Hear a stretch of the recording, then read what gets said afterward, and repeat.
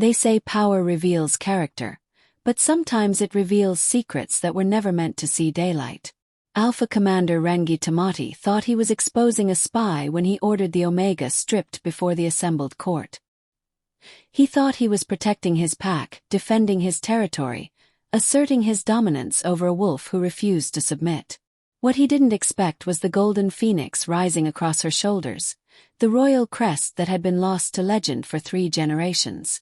In that moment, as gasps echoed through the stone hall and the Omega's silver eyes met his with centuries of bloodline authority, Rangi realized he hadn't just made a mistake. He'd committed an act of treason against the true heir to the Northern Throne. Before we dive into this tale of hidden crowns and forbidden bonds, hit that subscribe button and turn on notifications, because stories like this, where everything you think you know gets turned upside down in a single moment, these are the stories that stay with you long after the final word.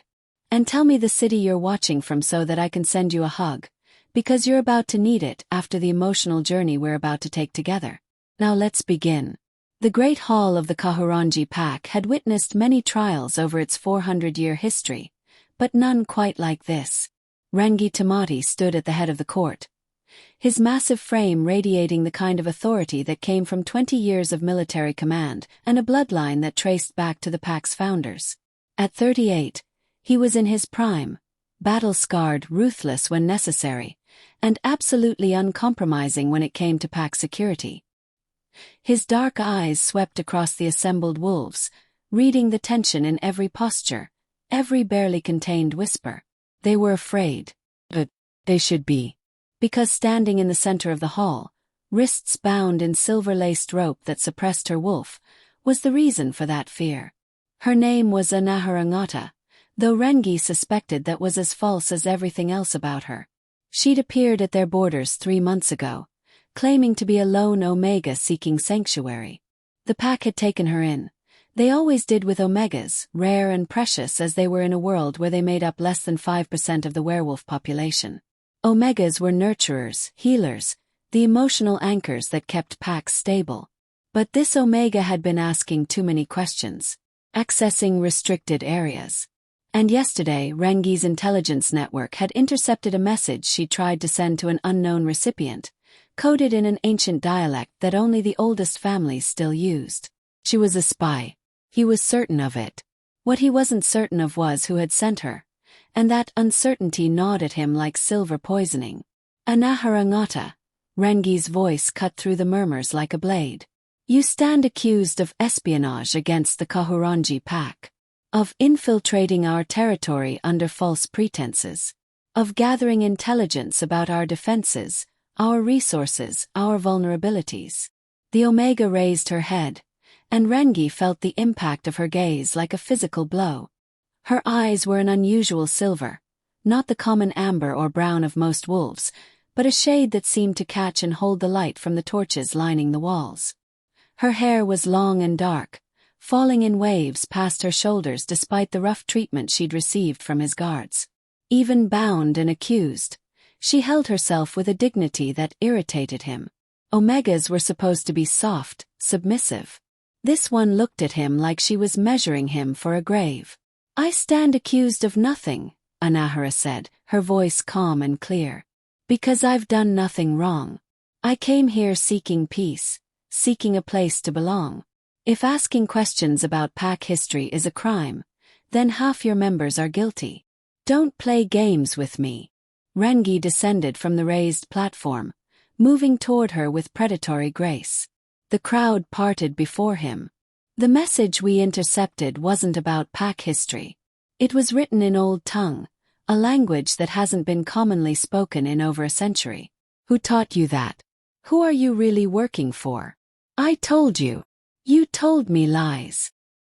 His voice rose, echoing off the vaulted ceiling. And I'm done with lies. I'm done with pretty words and innocent eyes. This pack has enemies, Omega. Enemies who would love nothing more than to find our weaknesses and exploit them. And you've had access to everything. The Alpha's schedule, our patrol routes, the locations of our food stores and armories. Anahera's jaw tightened, but she said nothing. Rangi circled her slowly, his commander instincts cataloging every detail. She was smaller than most wolves, maybe 5'6", delicately built in the way of omegas. But there was something else, something he couldn't quite name. An aura of something. Power. No, that didn't make sense. Omegas didn't have that kind of presence. Last chance, he said, stopping in front of her. Tell me who sent you, and I'll make sure your punishment is merciful. Refuse, and I'll have no choice but to assume the worst. We have protocols for enemy agents. The Omega met his eyes steadily. I have nothing to confess, Commander. Because I've committed no crime. Frustration boiled in Rangi's chest. He'd interrogated hundreds of suspects over his career, captured enemy soldiers, rogue wolves, traitors to the pack. He knew when someone was lying, knew the tells, the micro-expressions that gave away guilt. But this Omega, she was either telling the truth or she was the best liar he'd ever encountered. And he couldn't afford to guess wrong. Not with his pack's safety at stake. Fine, he said coldly. Then you'll submit to a full examination. Confusion flickered across Anahera's face. What? Spies often carry identifying marks, Rangi continued, his voice carrying to every corner of the hall. Tattoos indicating pack affiliation. Scars from training rituals. I've seen enemy agents with messages tattooed in places they think we won't look. He gestured to his guards. Strip her. We'll search every inch of skin for evidence. The hall erupted. Wolves surged to their feet, voices rising in protest. Even in a culture where nudity during shifts was commonplace, this was different. This was ritual humiliation, a violation of an Omega's dignity in the most public way possible. Commander, this isn't necessary. That was Hannah, the pack's head healer and one of the few wolves who'd dare question him. She's an Omega. You can't. I can and I will. Rangi's alpha command rolled through the room, forcing submission, silencing dissent. Only the strongest wolves could resist that tone, and even they struggled against it. This Omega has betrayed our hospitality, our trust. If she's innocent, she has nothing to hide. If she's guilty, we'll find the proof on her skin. He turned back to Anahera, expecting to see fear, shame, anger, anything but the eerie calm on her face. You don't want to do this, she said quietly. Is that a threat? It's a warning. Her silver eyes held his, and for just a moment, Rangi felt something shift in the air between them, like the pressure change before a storm. Some secrets, Commander, are dangerous to uncover. Rangi laughed, but it was a harsh sound. The only thing I'm about to uncover is evidence that will justify your execution. Guards. Two of his most trusted wolves moved forward, Pania and Wiremu, both seasoned warriors who'd served under him for years. They knew their duty, even if they didn't like it. Pania's hands were surprisingly gentle as she began to unfasten the simple dress Anahera wore. I'm sorry, she whispered, too low for most to hear. Orders. I know, Anahera replied. It's not your fault. The dress fell away, pooling at her feet. Then the thin undergarments. Within moments, the Omega stood naked before the assembled court, and Rangi forced himself to remain clinical, detached. This wasn't about a woman's body. This was about finding evidence. He gestured for her to turn. Anahera did so slowly, and Rangi scanned her skin with a practiced eye. Pale flesh, unmarred by the usual scars of wolf life. No tattoos on her arms, her sides, her legs. Nothing on her collarbone or. She turned her back to him, and the world stopped. Rangi heard the gasp that went through the crowd, heard the clatter of someone dropping a weapon, heard Hannah's strangled "gods above and below." But he couldn't process any of it, because he was staring at Anahera's back, at the mark that covered her shoulder blades and spine, rendered in gold that seemed to shimmer in the torchlight as if it were alive. Phoenix. Not tattooed. Not painted. This was something else entirely, a birthmark maybe, or some kind of mark that went deeper than skin. The bird's wings spread wide across her shoulders, its tail feathers cascading down her spine, its head thrown back in eternal triumph. And woven through the phoenix's form were symbols in old tongue, words that Rangi recognized even if he couldn't read them all. Because every wolf in the Northern Territories knew this mark. It was the royal crest, the symbol of the bloodline that had ruled the northern packs for 8 centuries, until they'd vanished 3 generations ago in a coup that had shattered the old order and plunged the territories into decades of warfare. The symbol that marked the true alpha of alphas, the one wolf whose authority superseded all others, whose word was law, whose bloodline carried gifts that hadn't been seen in the common population for centuries. The symbol that shouldn't exist anymore, because the royal line had been wiped out. Except it hadn't. Because it was right there, blazing across the back of the Omega, he just stripped naked in front of his entire court. Rangi's hand moved of its own accord, reaching toward the mark as if to confirm it was real. His fingers were inches from her skin when Anahera spoke, her voice cutting through his shock like a blade. "I warned you, Commander." She turned to face him, and Rangi stumbled backward. Because the Omega who'd been bound and submissive just moments ago was gone. In her place stood someone else entirely, someone whose silver eyes blazed with an authority that made his alpha instincts scream in confusion and recognition and terror. The silver ropes binding her wrists began to glow, heating from within. A moment later they fell away as ash, despite the fact that silver couldn't burn. "My name," she said, her voice resonating with power that pressed against every wolf in the hall, "is not Anahera Ngata. It is Anahera Aroha Kaimana, first of her name, bearer of the Phoenix mark, daughter of the House of Kaimana, and the rightful heir to the northern throne." She raised her hand, and light seemed to gather around her fingers, the kind of power that shouldn't exist, that belonged to stories and legends, not to the modern world. "And you, Commander Rangi Tamati, have just committed an act of treason against your crown princess." The hall erupted into chaos. But Rangi couldn't move, couldn't speak, couldn't do anything but stare at the Omega. No, at the princess, and realize that everything he thought he knew about his world had just shattered beyond repair. The silence that followed Anahera's declaration was more terrifying than the chaos that preceded it. Rangi had commanded soldiers in battle. He'd faced rogue packs and enemy alphas who wanted nothing more than to see him dead. He'd stared down death more times than he could count and never flinched. But standing before this Omega, this princess, feeling the weight of centuries of bloodline authority pressing down on him, he understood what true fear meant. Because if she was real, if that mark was genuine, then he'd just committed one of the gravest crimes in pack law. Stripping a royal before a common court. Accusing her of treason when she was the very definition of legitimacy. Humiliating the one wolf whose word could command every pack in the Northern Territories. And if she wasn't real, if this was some elaborate trick, then he was looking at an enemy more dangerous than any he'd ever faced. "Prove it." The words left his mouth before he could stop them, rough and challenging. His alpha instincts refused to submit, even in the face of that power. Anyone could claim to be royal. That mark could be a tattoo, an illusion. "Give me proof that you're who you say you are." Anahera regarded him with an expression that might have been amusement or pity. "You're looking at the proof, Commander. The Phoenix mark cannot be faked.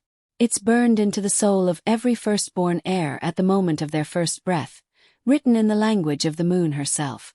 Cannot be tattooed, cannot be copied, cannot be transferred. It simply is." "Legends and stories," Rangi shot back, even as doubt gnawed at his certainty. "The royal line died out 70 years ago. Everyone knows that. The coup killed many," Anahera interrupted, her voice hardening. "My grandfather, my grandmother, my father's siblings. But my grandmother was pregnant when the assassins came. The loyalists managed to get her out, managed to hide her long enough for my father to be born. He grew up in exile, stripped of his title, hunted by those who'd stolen his throne. She began to walk forward, and wolves scrambled to clear a path. Even naked, even small by wolf standards, she commanded the space like she owned it. Which, Rangi realized with growing dread, she technically did. My father spent his life in hiding, Anahera continued. moving from pack to pack under assumed names, always looking over his shoulder. He met my mother in a small pack on the southern coast, a healer, an Omega like me. They had 3 years together before the hunters found them. Her voice didn't waver, but Rangi saw the flash of old pain in her eyes. I was 5 when I watched my parents die. 5 when the loyalists carried me away again, continuing the cycle of running and hiding. They raised me in secret, taught me what it meant to be royal even though I had no throne, no pack, no kingdom to rule. And when I was old enough, they told me the truth. The northern territories were suffering under the false alphas who'd seized power. Packs were at each other's throats. The old alliances were shattered. Peace was a memory. She stopped a few feet from Rangi, close enough that he could see the gold flecks in her silver eyes. So I decided to come back. Not to wage war, not to demand immediate submission, but to see for myself what had become of my territories. I visited pack after pack under different names, learning, watching, gathering information about the state of my stolen kingdom. And then I came here to the Kahurangi pack, one of the most powerful in the north, commanded by a wolf with a reputation for honor and strength. Her lips curved into a smile that had no warmth in it. I wanted to see if that reputation was deserved. If you were the kind of alpha who could be trusted when the time came to reclaim what was mine. Instead, I found out that you're the kind of alpha who strips an Omega naked before his court on nothing but suspicion. The accusation hit like a physical blow. Rangi's jaw clenched, anger and shame warring in his chest. You infiltrated my pack under false pretenses. You lied about who you were, gathered intelligence. I observed, Anahera corrected. And yes, I hid my identity because revealing it too soon would have gotten me killed. There are still those who hunt for any surviving royals, Commander. Those who benefit from the current chaos and would do anything to maintain it. She gestured around the hall, and Rangi realized that every wolf present was staring at her with varying expressions of shock, awe, and fear. The message you intercepted. Anahera continued. I was reaching out to other loyalists, letting them know I was alive and safe. That's all.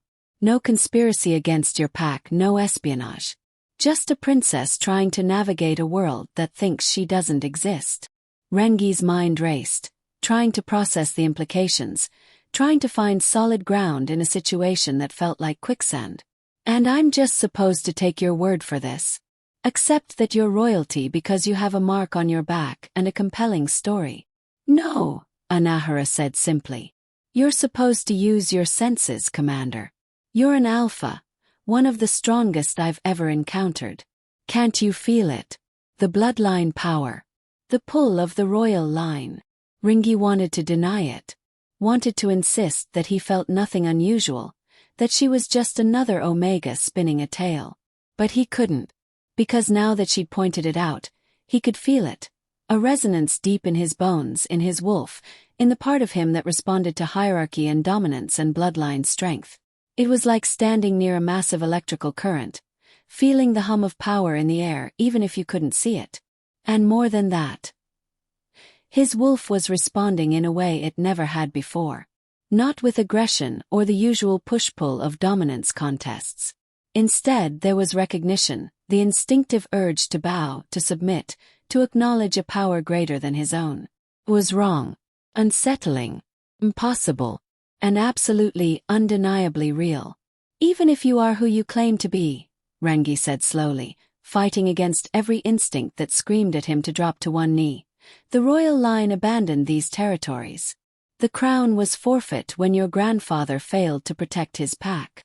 Anahera's eyes flashed. My grandfather was murdered by traitors. And the royal line didn't abandon anything. We were hunted like animals, forced into hiding to survive. But we're still here, Commander. Still legitimate. And still the rightful rulers of the northern territories, whether the current alphas like it or not. She turned to address the assembled court, her voice carrying to every corner of the hall. I know this is shocking. I know you have no reason to trust me, to believe a stranger who appeared at your borders 3 months ago. But the Phoenix mark doesn't lie. It can't lie. You can bring in every elder, every historian, every wolf who remembers the old ways, and they'll all tell you the same thing. This mark is genuine. Murmurs rippled through the crowd.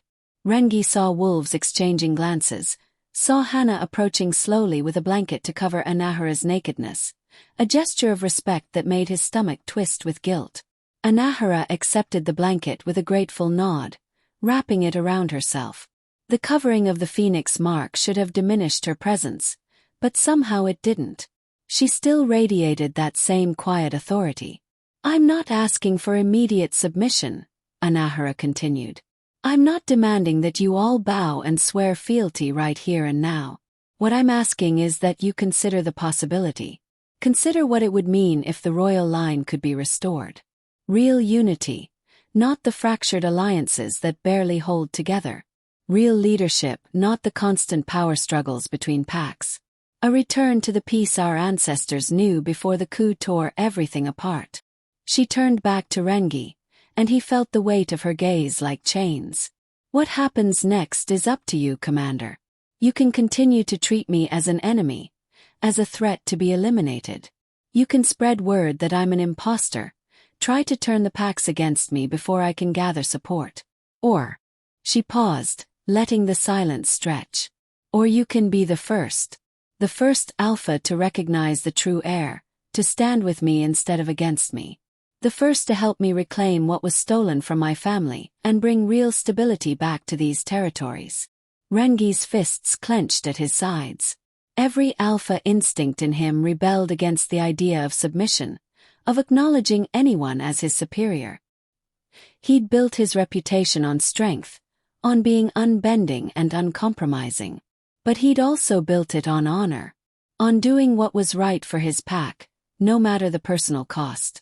And if this Omega, this princess, was genuine, if the royal line truly had survived, then everything he thought he knew about pack politics was about to change. "I need time," he finally said. "Time to verify your claims, to consult with the pack elders too." "Of course," Anahera interrupted gently. "I wouldn't expect anything less. The phoenix mark can be examined by anyone with knowledge of the old magic. I'll submit to whatever tests you deem necessary." She smiled, and for the first time it reached her eyes. "But while you're investigating, Commander, I'll be living in your pack as an honored guest rather than a prisoner. Unless you want to compound your treason by continuing to treat your crown princess like a common criminal." It wasn't really a question. It was a challenge, thrown down with the kind of confidence that came from knowing she held all the power in this situation. Rangi wanted to refuse, wanted to insist on continued confinement until he'd gotten answers. But with the entire court watching, with the possibility, no matter how remote, that she was telling the truth, he couldn't risk it. "Fine," he ground out. "You'll have quarters in the main house, under guard for your safety as much as anything else. And you'll submit to examination by our eldest council members first thing tomorrow." "Acceptable," Anahera said. She turned to leave, then paused, glancing back over her shoulder at him. "Oh, and Commander, when you report this to Alpha Cora, you might want to emphasize that you were conducting a thorough security investigation. It sounds better than, 'I stripped the crown princess naked because I didn't like how many questions she asked.'" With that parting shot, she walked out of the hall, head high, leaving Rangi standing in the wreckage of his certainty and wondering how everything had gone so spectacularly, catastrophically wrong. Rangi didn't sleep that night. He sat in his private study, surrounded by ancient texts pulled from the pack's archives, trying to find any reference to the phoenix mark that might tell him whether Anahera was a genuine royal or the most skilled con artist he'd ever encountered. The problem was, everything he found supported her claim. The phoenix mark was mentioned in dozens of historical documents, always in the same context. The undeniable proof of royal blood, the symbol that appeared only on firstborn heirs of the Kaimana line. According to the texts, the mark was tied to ancient magic, the kind that predated modern pack society by millennia. It couldn't be faked, couldn't be transferred, couldn't be anything except exactly what it appeared to be. Which meant Anahera was telling the truth. Which meant he'd committed treason. The thought sat in his stomach like lead. A knock at his door pulled him from his spiraling thoughts. "Enter." Hannah stepped in, her expression troubled. At 63, she was one of the oldest wolves in the pack and had been head healer since before Rangi was born. If anyone could give him straight answers, it was her. "Can't sleep either?" she asked, settling into the chair across from his desk. "Hard to sleep when your world's been turned upside down," Rangi replied. "Tell me I'm not crazy, Hannah. Tell me that mark could be fake." The old healer shook her head slowly. "I examined her, Rangi. With her permission. That's no tattoo, no illusion. It's part of her, woven into her very essence. I could feel the power radiating from it. Ancient power, the kind I've only read about in the oldest texts. So she's real." The words felt like ash in his mouth. "She's real," Hannah confirmed. The lost heir returned. "Do you have any idea what this means?" "It means I just publicly humiliated the one wolf who could unite all the northern packs under a single banner," Rangi said bitterly. "It means I've given her every reason to see me as an enemy when I should have been courting her as an ally. It means you made a mistake," Hannah interrupted gently. "A significant one, yes, but not irreparable. She could have destroyed you tonight, Rangi. Called down her power. Demanded immediate execution for your disrespect. Instead, she gave you a chance to make this right." Rangi leaned back in his chair, exhaustion pulling at him. "Why? If I were in her position, I wouldn't be nearly so forgiving." "Maybe because she needs allies more than she needs revenge," Hannah suggested. "Think about it, she's been in hiding her entire life, hunted by enemies, probably never knowing who she could trust. And despite all that, she came back here, to the heart of hostile territory, trying to assess whether the packs were ready to accept her." The healer leaned forward, her eyes intense. "She chose our pack specifically, Rangi. Out of all the territories she could have visited, she came here because she'd heard of your reputation. Your strength, yes, but also your fairness, your commitment to protecting the vulnerable. She was testing you, seeing if you were the kind of alpha who could help her reclaim her throne. And I failed the test spectacularly," Rangi muttered. "You didn't know who she was," Hannah pointed out. "You thought you were protecting the pack from a potential threat. That's not failure, that's doing your duty. You just need to show her that you can be flexible, that you can acknowledge when you're wrong and work to make amends." Rangi rubbed his face tiredly. "And how exactly do I make amends for what I did tonight?" "Start by treating her like the princess she is," Hannah said. "Give her the respect and resources she needs. Help her verify her identity to the other packs. And most importantly, listen to her. She's been watching us for months, Rangi. She knows our strengths and our weaknesses. If she's offering alliance, it's because she sees potential here." The healer stood, moving toward the door. But she paused on the threshold, looking back at him. "One more thing. That Omega, that princess, she's remarkable. Powerful, yes, but also kind. I saw how she treated the guards who helped with your orders. She didn't blame them, didn't hold them responsible for something they had no choice about. That kind of grace under pressure. That's the mark of a true leader." After Hannah left, Rangi sat in the darkness, thinking about everything she'd said. Thinking about the Omega who'd endured humiliation with dignity, who'd offered him a path forward instead of demanding his head. Thinking about those silver eyes and the way they'd looked at him, not with hatred, but with something that might have been disappointment. Somehow, that was worse than hatred would have been. As dawn broke over the mountains, Rangi made a decision. He couldn't undo what he'd done, couldn't take back the public humiliation he'd inflicted. But he could move forward differently. Could prove that his reputation for honor wasn't entirely undeserved. Could show the lost princess that the Kahurangi pack might just be the ally she needed. He just hoped it wasn't too late. Anahera stood on the balcony of her new quarters, watching the sunrise paint the mountains in shades of gold and crimson, and tried not to think about how badly the previous night had gone. She'd known revealing her identity would be dramatic. Had planned for shock, disbelief, even outright rejection. What she hadn't planned for was the soul-deep humiliation of being stripped before a room full of strangers, exposed in the most vulnerable way possible. The phoenix mark burned across her back. Not literally, but she was constantly aware of it now, as if Rangi's eyes were still on her skin. Part of her wondered if she should have handled it differently. Should have revealed who she was before things escalated to that point. But she'd been testing him, trying to see how he dealt with perceived threats, how he treated those weaker than himself. And she'd gotten her answer, hadn't she? Rangi Tamati was strong, decisive, and absolutely ruthless when he thought his pack was threatened, which could be valuable traits in an ally.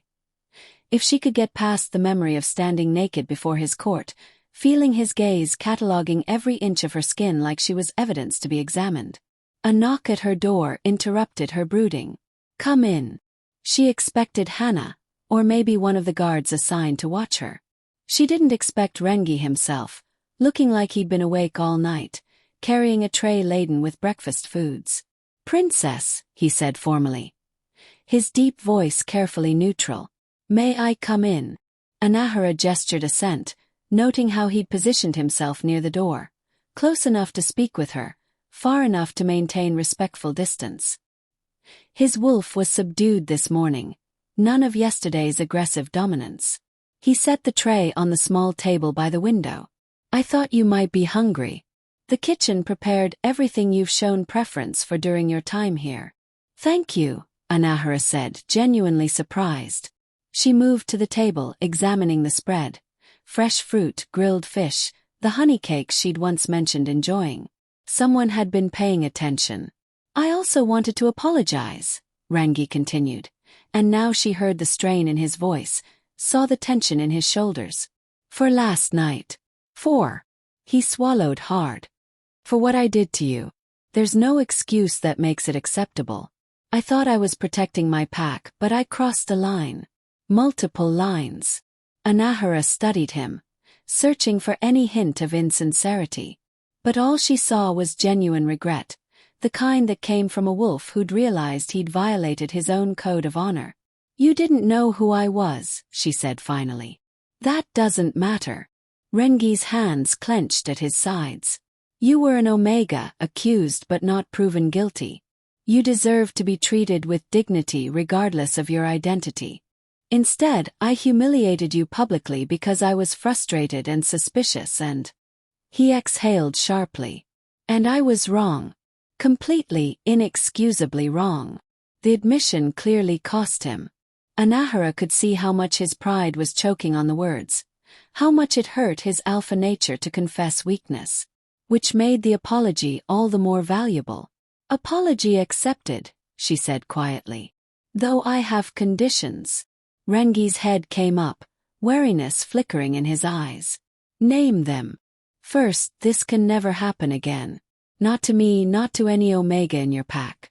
What you did last night, stripping someone as punishment or investigation, that practice ends now." "Agreed," Rangi said immediately. "Second, you help me verify my identity to the other packs. I need allies, Commander, and your reputation carries weight in these territories. If you stand with me, others will be more likely to listen." Rangi hesitated, and Anahera could see the war playing out behind his eyes. Alpha pride versus strategic thinking versus whatever moral code he operated by. "I'll need to verify your identity to my own satisfaction first," he said finally. "I owe that to my pack. But if the examination confirms what I already suspect, that you are who you claim to be, then yes, I'll stand with you." "Fair enough," Anahera agreed. "And third," she moved closer to him, noting how he forced himself not to step back, not to retreat despite the discomfort written across his features. "Third, you trust me. Not completely, not immediately, but enough to actually listen when I speak. Enough to consider that I might know things about these territories that you don't. Enough to believe that I'm here to help, not to harm."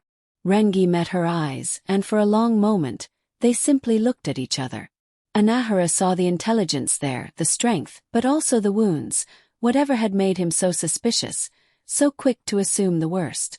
"I can do that," he said finally. "Or at least I can try." That's all I ask, Anahera replied. She returned to the table, selecting a honey cake and taking a bite. It was delicious, perfectly prepared, and she realized she was actually hungry despite the emotional turmoil of the past 12 hours. The council will meet this afternoon, Rangi said, still standing by the door. Our 3 eldest members, all of whom remember the royal line from their youth. They'll examine the mark, ask you questions about your family history, verify your identity through methods passed down through generations. I'll be ready, Anahera assured him. And Alpha Cora has been informed, Rangi continued. She'll be arriving tonight to handle this situation personally. That made Anahera sit up straighter. Cora Tawiri, Alpha of the Kahurangi pack, was a legend in her own right, one of the few female alphas in the Northern Territories, known for being brilliant, ruthless, and absolutely uncompromising in defense of her pack. If Cora decided Anahera was a threat, well, even royal blood wouldn't protect her from a territorial alpha. I look forward to meeting her, Anahera said, keeping her voice steady. Rangi's lips twitched in what might have been amusement. You're either incredibly brave or incredibly foolish, princess. Cora doesn't react well to surprises, and you've just delivered the biggest surprise in pack history. Then it's good I have her trusted commander on my side, isn't it? Anahera countered. The look Rangi gave her was complicated. Part respect, part wariness, part something else she couldn't quite identify. I'm not on your side yet, he said. But I'm not against you either. Let's call it cautious neutrality until we know more. I'll take it, Anahera said. After Rangi left, she finished her breakfast slowly, thinking about the man who just apologized to her with such obvious difficulty. There was something about him that intrigued her beyond the obvious attraction. And yes, she could admit to herself that the commander was devastatingly attractive, even when he was being a complete bastard. But it was more than that. She'd watched him for months, studied how he led his warriors, how he interacted with the pack. He was tough but fair, demanding but loyal. The kind of alpha who inspired genuine respect rather than fear-based obedience. The kind of alpha who could be a powerful ally in reclaiming her throne, if she could get him to fully trust her. The council examination that afternoon was exactly as uncomfortable as Anahera had expected. 3 ancient wolves, 2 men and 1 woman, all well past their centennial birthdays, examined her phoenix mark with a thoroughness that made yesterday's public stripping seem almost modest in comparison. They poked, prodded, whispered in old tongue, and performed what Anahera recognized as verification rituals from the old magic. Rangi stood in the corner, watching silently, his expression unreadable.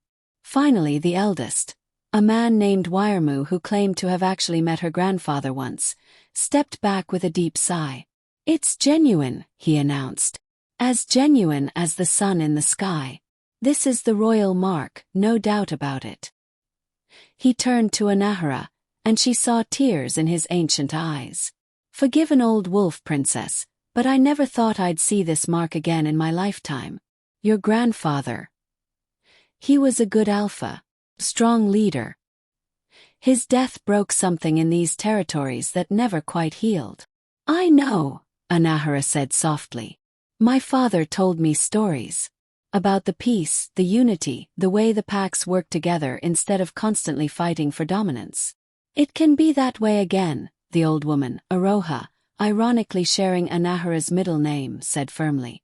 If you're strong enough, if you're smart enough, if you can convince the other packs that you're worth following. That's the plan, Anahera replied. Then you'll need allies, the 3rd elder Meishu said. He glanced at Rangi. Strong ones, respected ones, ones who can vouch for your legitimacy and help gather support. The implication was clear, and Anahera watched Rangi's face carefully. The commander stepped forward, his posture rigid. The council has verified her identity. As far as I'm concerned, that settles the question of whether she's genuine. The question now is what we do about it. You acknowledge her claim? Wiremu asked, his voice sharp.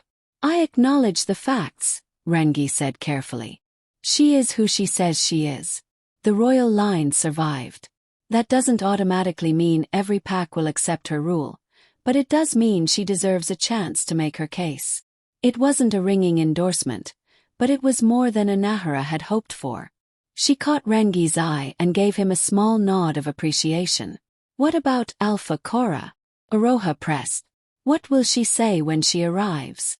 That, said a new voice from the doorway, is an excellent question. Everyone turned to see a woman striding into the room, her presence commanding immediate attention.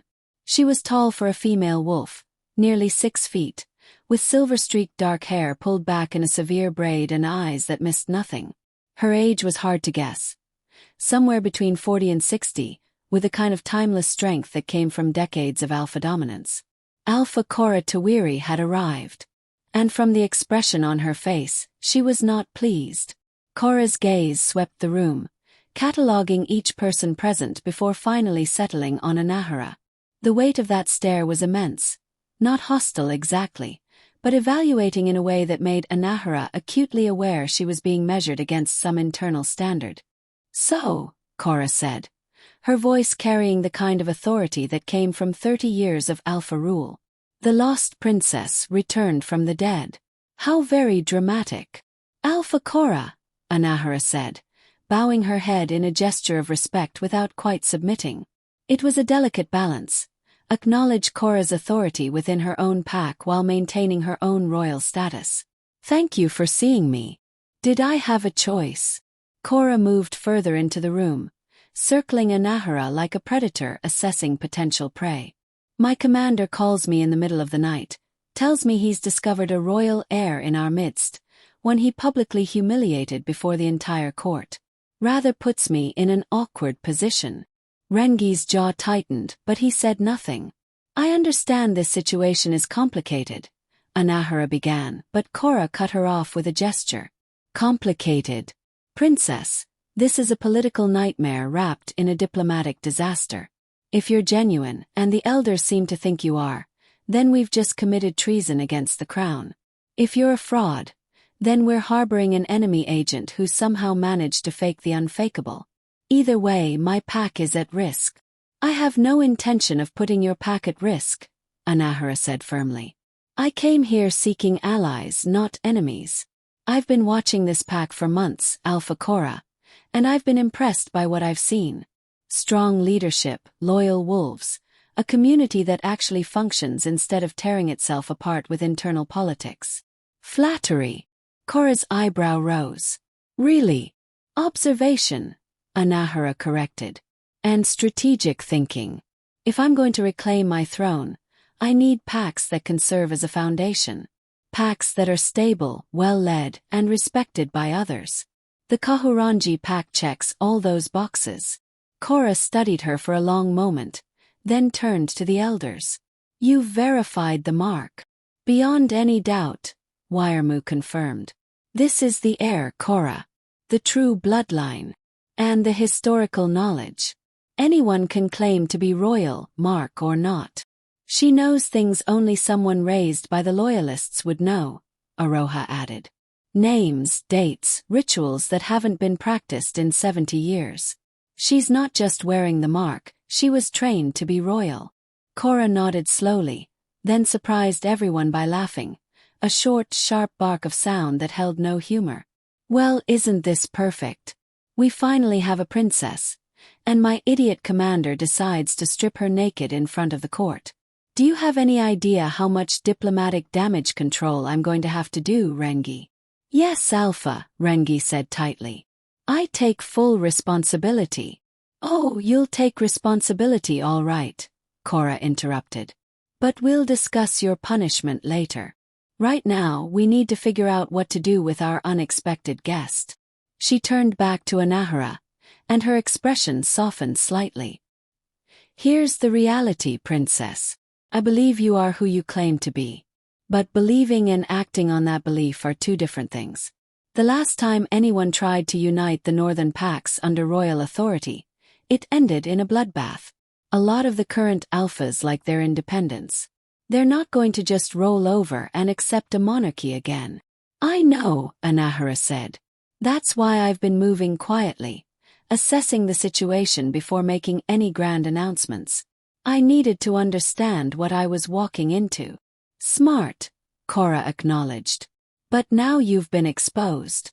By tomorrow, word will spread to every pack in the territory. Some will be thrilled. The old families who remember the royal line, who've been waiting for this day. Others will see you as a threat to their power and will want you dead. The blunt assessment sent a chill down Anahera's spine, but she kept her expression neutral. So what do you suggest? She asked.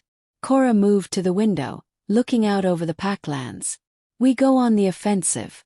You stay here under our protection while we reach out to potential allies. We verify your identity to trusted alphas, build a coalition before your enemies can organize against you. It'll be faster than your quiet approach, more dangerous, but it's our best shot now that the secret's out. You're offering me sanctuary. Anahera couldn't quite hide her surprise. I'm offering you a strategic partnership, Cora corrected. You need protection and legitimacy. Well, let's just say that a pack with close ties to the crown would have significant advantages when the political landscape inevitably shifts. It's practical, not altruistic. Anahera found herself smiling despite the tension. I appreciate the honesty, Alpha. Good, because I don't have time for games. Cora turned back to face her. But I need something from you in return. Full transparency. No more secrets, no more hidden agendas. If you're staying under my protection, I need to know everything. Who your allies are, who your enemies are, what your actual plans are for reclaiming the throne. It was a reasonable request, but it still made Anahera hesitate. She'd spent her entire life guarding her secrets, trusting no one completely. Opening up to relative strangers went against every survival instinct she'd developed. But Cora was right, the situation had changed. She needed allies more than she needed secrets now. Agreed, Anahera said. Though some of the information I have. It's sensitive. Perhaps we should discuss it privately. Of course. Cora glanced at the elders. Thank you for your service. This meeting is concluded. Then to Rangi. Commander, you stay. I want you to hear this too. After the elders filed out, Cora gestured to the chairs. Sit. Convince me that betting my pack's future on a lost princess isn't the stupidest decision I've ever made. For the next 3 hours, Anahera told them everything. She started with her childhood, the fragments of memory from before her parents died, the years of running and hiding with the loyalists, the careful education in history and politics, and the magic that ran through royal blood. She told them about the network of supporters scattered across the territories, old families who'd never stopped believing the royal line would return. How many? Cora asked. How many wolves can you actually count on? Directly. Maybe 300 spread across a dozen packs, Anahera admitted. But that's counting only the ones I know about personally. The loyalists operate in cells, compartmented for security. There could be twice that many who I haven't been directly in contact with. Rangi leaned forward, his tactical mind clearly engaged. That's not enough to take the throne by force. Not against the combined strength of the alphas who'll oppose you. I don't want to take the throne by force, Anahera said firmly. That would just repeat the cycle of violence that got us here in the first place. I need to be accepted, not feared. I need the packs to choose unity over independence. That's a beautiful ideal, Cora said dryly. But how exactly do you plan to make that happen? The alphas who overthrew your grandfather didn't do it because they hated monarchy in principle. They did it because they wanted power for themselves. Those same families still hold influence today. They're not going to give that up willingly. No, but their children might, Anahera countered. Or their wolves. The generation that participated in the coup is dying out. The wolves in power now mostly inherited their positions. They've spent their entire lives dealing with the chaos and instability that came after. Some of them might be ready for something different. She pulled a folded map from her bag, one she'd been carefully marking over the months of her travels. Look at the territory boundaries, she said, spreading it on the table. See how they've shifted. Pack lands that used to be stable for centuries have changed hands multiple times in the last 50 years. There's no consistency, no security. Every alpha is constantly looking over their shoulder, waiting for the next challenge, the next territorial dispute, the next war. Her finger traced the borders. But here, the packs that maintained the old alliances, that kept trade agreements and diplomatic relationships, they're more stable, stronger. The Kahurangi pack is a perfect example. You've kept peace with your neighbors through negotiation rather than constant warfare. Your economy is better for it, your wolves are better fed, your territory is more secure. You're suggesting that stability is its own argument for restoration, Rangi said, understanding dawning in his eyes. Exactly. I'm not offering tyranny or forced submission. I'm offering what the royal line originally provided. A framework for cooperation, neutral arbitration of disputes, coordinated defense against external threats, trade networks that benefit everyone instead of just the strongest packs. Cora studied the map thoughtfully. It's a good pitch. But you're still missing one crucial element. What's that? Proof that you can actually lead. Cora's gaze was sharp. You have the bloodline, yes. You have the mark. But you've spent your entire life in hiding, never actually ruling anything. How do we know you're capable of wielding the power you're claiming? The question hit harder than Anahera expected, because it was the same doubt she'd wrestled with in private moments. She had the blood, the training, the theoretical knowledge. But Cora was right. She'd never actually led a pack, never made the hard decisions that came with real power. You don't know, Anahera admitted. Not for certain. But that's what this process is about, isn't it? Proving myself not just by birthright but by action. Showing the packs that I can be the leader they need. And how do you plan to do that? Rangi asked. Anahera looked between them, measuring, then made a decision. I want to start here, she said. In the Kahurangi pack. Not as a ruler but as a member. I want to work alongside your wolves, contribute to the pack's well-being. Show that I'm willing to earn respect rather than just demand it. Cora's eyebrows rose. You want to join my pack? Formally. As a temporary member, yes. With your permission. Anahera turned to Rangi. The commander was right to be suspicious of me before. I was hiding who I was, observing from the outside. But if I'm going to ask wolves to trust me with power, I need to show that I trust them first. I need to be part of a pack, not just someone claiming authority over them. She could see the surprise on both their faces and something else. Consideration, maybe even approval. It's clever, Cora admitted.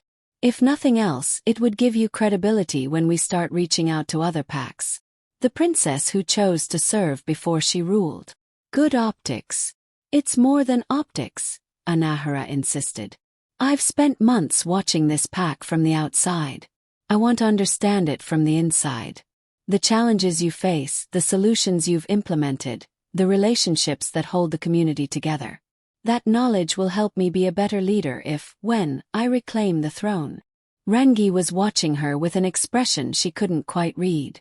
And you'd accept pack hierarchy. Follow orders, including from those who outrank you. Within reason, yes. I'm not going to compromise my safety or my mission, but I'm willing to prove that I can function as part of a team rather than just issuing commands from on high. There was a long silence as Cora and Rangi exchanged glances, some wordless communication passing between Alpha and Commander. Finally, Cora nodded. All right, we'll do it. You'll join the pack formally, with all the rights and responsibilities that entails. But I have conditions. Name them. First, you work directly with Rangi. He'll be your supervisor, your trainer, and your protection detail. If you're going to be part of this pack, you need to understand how we operate, and no one knows that better than my commander. Anahera glanced at Rangi, whose expression had gone carefully blank. Working closely with the man who'd stripped her naked less than 24 hours ago should have been uncomfortable. But looking at him now, seeing the intelligence and honor beneath the rough exterior, she found herself intrigued rather than apprehensive. Acceptable, she said. Second, you don't get special treatment. You're an Omega, yes, and we'll respect that. But you're also claiming to be a future leader. That means no hiding behind your designation when things get hard. You pull your weight like everyone else. I wouldn't want it any other way. And third, Cora's voice hardened, if we discover that any of this is a lie, if you're playing us for fools, if your presence puts my pack in danger, I will end you myself. Royal blood or not. Are we clear? Anahera met the Alpha's eyes steadily. Perfectly clear. And for what it's worth, Alpha, I respect your caution. It's exactly the kind of protective instinct a good leader should have. Cora's lips twitched. You're either very brave or very good at manipulation. I haven't decided which yet. Maybe both, Anahera suggested with a small smile. That actually got a laugh from the Alpha. All right, Princess. Welcome to the Kahurangi pack. Try not to cause any more diplomatic incidents in your first week. She stood, signaling the meeting was over. Rangi, get her settled in proper quarters. Not the guest rooms, something for a permanent pack member. And tomorrow you start her training. I want daily reports on her progress. Yes, Alpha, Rangi said. After Cora left, Anahera and Rangi stood in awkward silence for a moment. So, Anahera said finally, I guess we're going to be spending a lot of time together. Looks that way, Rangi replied. His expression was still guarded, but she thought she detected a hint of something. Interest, maybe. Or possibly just resignation to an impossible situation.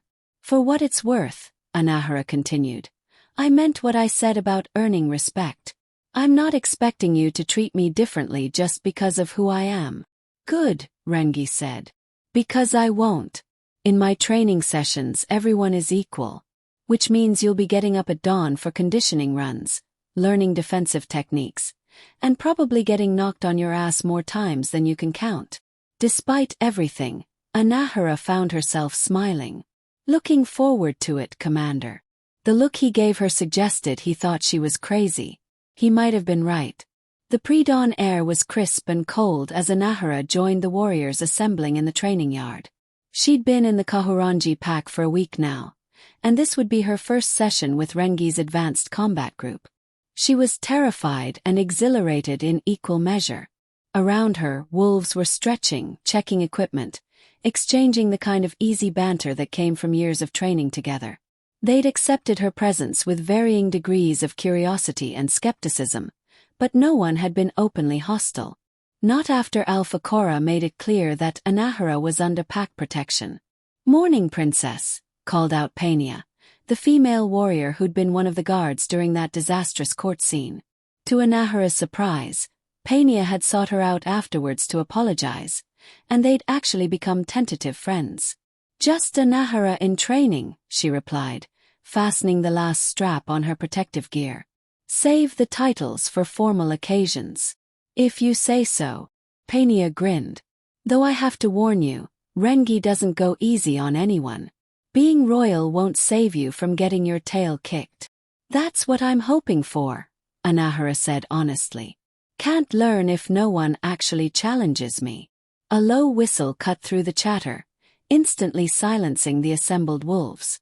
Rangi strode into the training yard, and Anahera was struck again by the sheer presence of the man. He moved like violence contained, every step purposeful, every gesture economical.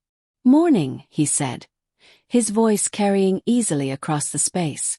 We've got a new trainee today, as you all know. Princess Anahera will be participating in our advanced sessions. She's pack now, which means she gets treated like everyone else. No special consideration, no pulling punches. Everyone clear. A chorus of yes, Commander echoed back. Rangi's eyes found Anahera's. That includes you, Princess. You tap out if you need to, but don't expect me to stop just because you're Omega or Royal. We train at full intensity because that's what keeps us alive in real combat. Understood, Commander, Anahera replied formally. The session started with conditioning, a brutal circuit of exercises that had Anahera's muscles screaming within minutes. Burpees, mountain climbers, weighted sprints. The other warriors moved through them with practiced ease while she struggled to keep pace. By the time they moved to combat drills, she was already exhausted. "Pair up," Rangi ordered. "We're working on defense against larger opponents today. Omegas, smaller wolves. You need to know how to use leverage and speed when you can't match someone's strength for strength." Anahera found herself facing Werewolf, a young warrior who had at least 6 inches and 50 pounds on her. He looked apologetic. "I'll try to be careful," he murmured. "Don't," Anahera said firmly. "The commander's right. I need to learn this properly." The drill started, and within seconds, Anahera was on the ground, Werewolf's weight pinning her down. He'd moved so fast she'd barely registered the attack. "Reset," Rangi called. Again. Again she ended up on the ground. And again. And again. By the 20th repetition, Anahera's body was one massive bruise, her pride equally battered. But she was starting to see patterns in Werewolf's attacks, starting to anticipate his movements. On the 25th attempt, she managed to sidestep his initial grab and use his momentum to throw him off balance. She didn't actually take him down. He recovered too quickly, but she'd avoided being immediately pinned. "Progress. Better," Rangi said, suddenly beside her. "You're thinking instead of just reacting. But you're telegraphing your movements. Watch." He gestured for Werewolf to stand back, then faced Anahera himself. "Attack me," he said. Anahera hesitated. Rangi was even larger than Werewolf, more experienced, and frankly intimidating as hell. "That's an order, princess," Rangi said, a hint of challenge in his voice. "Fine." Anahera lunged, aiming for the same grab-and-throw technique she'd just started to master. Rangi moved like liquid, flowing around her attack, and suddenly she was airborne. She hit the mat hard, breath driven from her lungs. Rangi's hand pressed firmly against her sternum to keep her down. "See," he said, not even winded. "You shifted your weight before you moved. Gave away your intention. In a real fight, that split second of warning is the difference between winning and dying." He offered her a hand up, and Anahera took it, trying to ignore the way her skin tingled where their palms touched. "How do I stop telegraphing?" she asked. "Practice. Lots of practice." Rangi's expression softened slightly. "But you're learning faster than most. Werewolf, work with her on the counter techniques. Princess, focus on staying light on your feet, keeping your weight centered." The session continued for another hour, brutal and exhausting and absolutely exhilarating. By the time Rangi called the end, Anahera could barely stand, her legs shaking with exhaustion. But she felt alive in a way she hadn't in years. "Good work today," Rangi said as the other warriors dispersed. "You kept up better than I expected." "High praise," Anahera said dryly, wincing as she stretched sore muscles. "I don't give false praise," Rangi replied. "But I also don't give false criticism. You've got natural instincts, good reflexes. The technique will come with time and practice." He paused, then added, "You impressed them today. The warriors. They expected a pampered princess who'd quit after the first 10 minutes. Instead, they saw someone willing to take a beating and keep getting back up. That matters." Warmth bloomed in Anahera's chest at the acknowledgement. "That's all I wanted. A fair chance to prove myself." "You're getting it," Rangi said. Then, almost reluctantly, "How's your back? The phoenix mark. Does it hurt when you train?" The question surprised her. She'd expected him to avoid any reference to that night, to pretend it never happened. "No, it doesn't hurt. It's just a birthmark, ultimately. Part of me." Rangi nodded, but his eyes held something complicated. Guilt, maybe, mixed with fascination. "I've been meaning to ask. Can you feel it? The royal power, I mean. The magic that supposedly comes with the bloodline." It was a personal question, one that showed genuine curiosity rather than just tactical interest. Anahera considered how much to reveal. "Yes," she said finally. "Not all the time, but in certain moments. It's like an awareness of the wolves around me. Their emotions, their pack bonds, the hierarchies that connect them. The royal gift isn't about controlling others. It's about understanding them, sensing the health of the pack structure. That's how you knew so much about us, Rangi realized. During those months you were watching. You weren't just observing behaviors. You were reading pack dynamics at a deeper level. Exactly. And that's why I knew the Kahurangi pack was special. Your bonds are strong, your hierarchy is stable. Your wolves genuinely respect their leaders. That's rare, Commander. Rangi looked uncomfortable with the praise, but also pleased. We work hard to maintain those bonds. It shows. They stood in companionable silence for a moment, and Anahera realized something had shifted between them. The hostility was gone, replaced by something that felt like the beginning of mutual respect. Maybe even the beginning of friendship. Same time tomorrow, she asked. Same time, Rangi confirmed. And Princess, bring extra padding. Tomorrow we work on close combat techniques, and they're going to hurt worse than today. Looking forward to it, Anahera said with a grin. As she walked back toward the pack house, muscles aching and spirits soaring, she allowed herself a moment of hope. Maybe this would work. Maybe she really could prove herself, earn the trust of wolves like Rangi, build the foundation she needed to reclaim her throne. Maybe, just maybe, she'd finally found the place where she belonged. 3 weeks into her time with the Kahurangi pack, Anahera was finally starting to feel like she belonged. She'd established routines, morning training with Rangi's warriors, afternoons helping Hannah in the healing center, evenings studying pack records and historical documents with the elders. The wolves had stopped treating her like a curiosity and started treating her like one of their own. Well, most of them.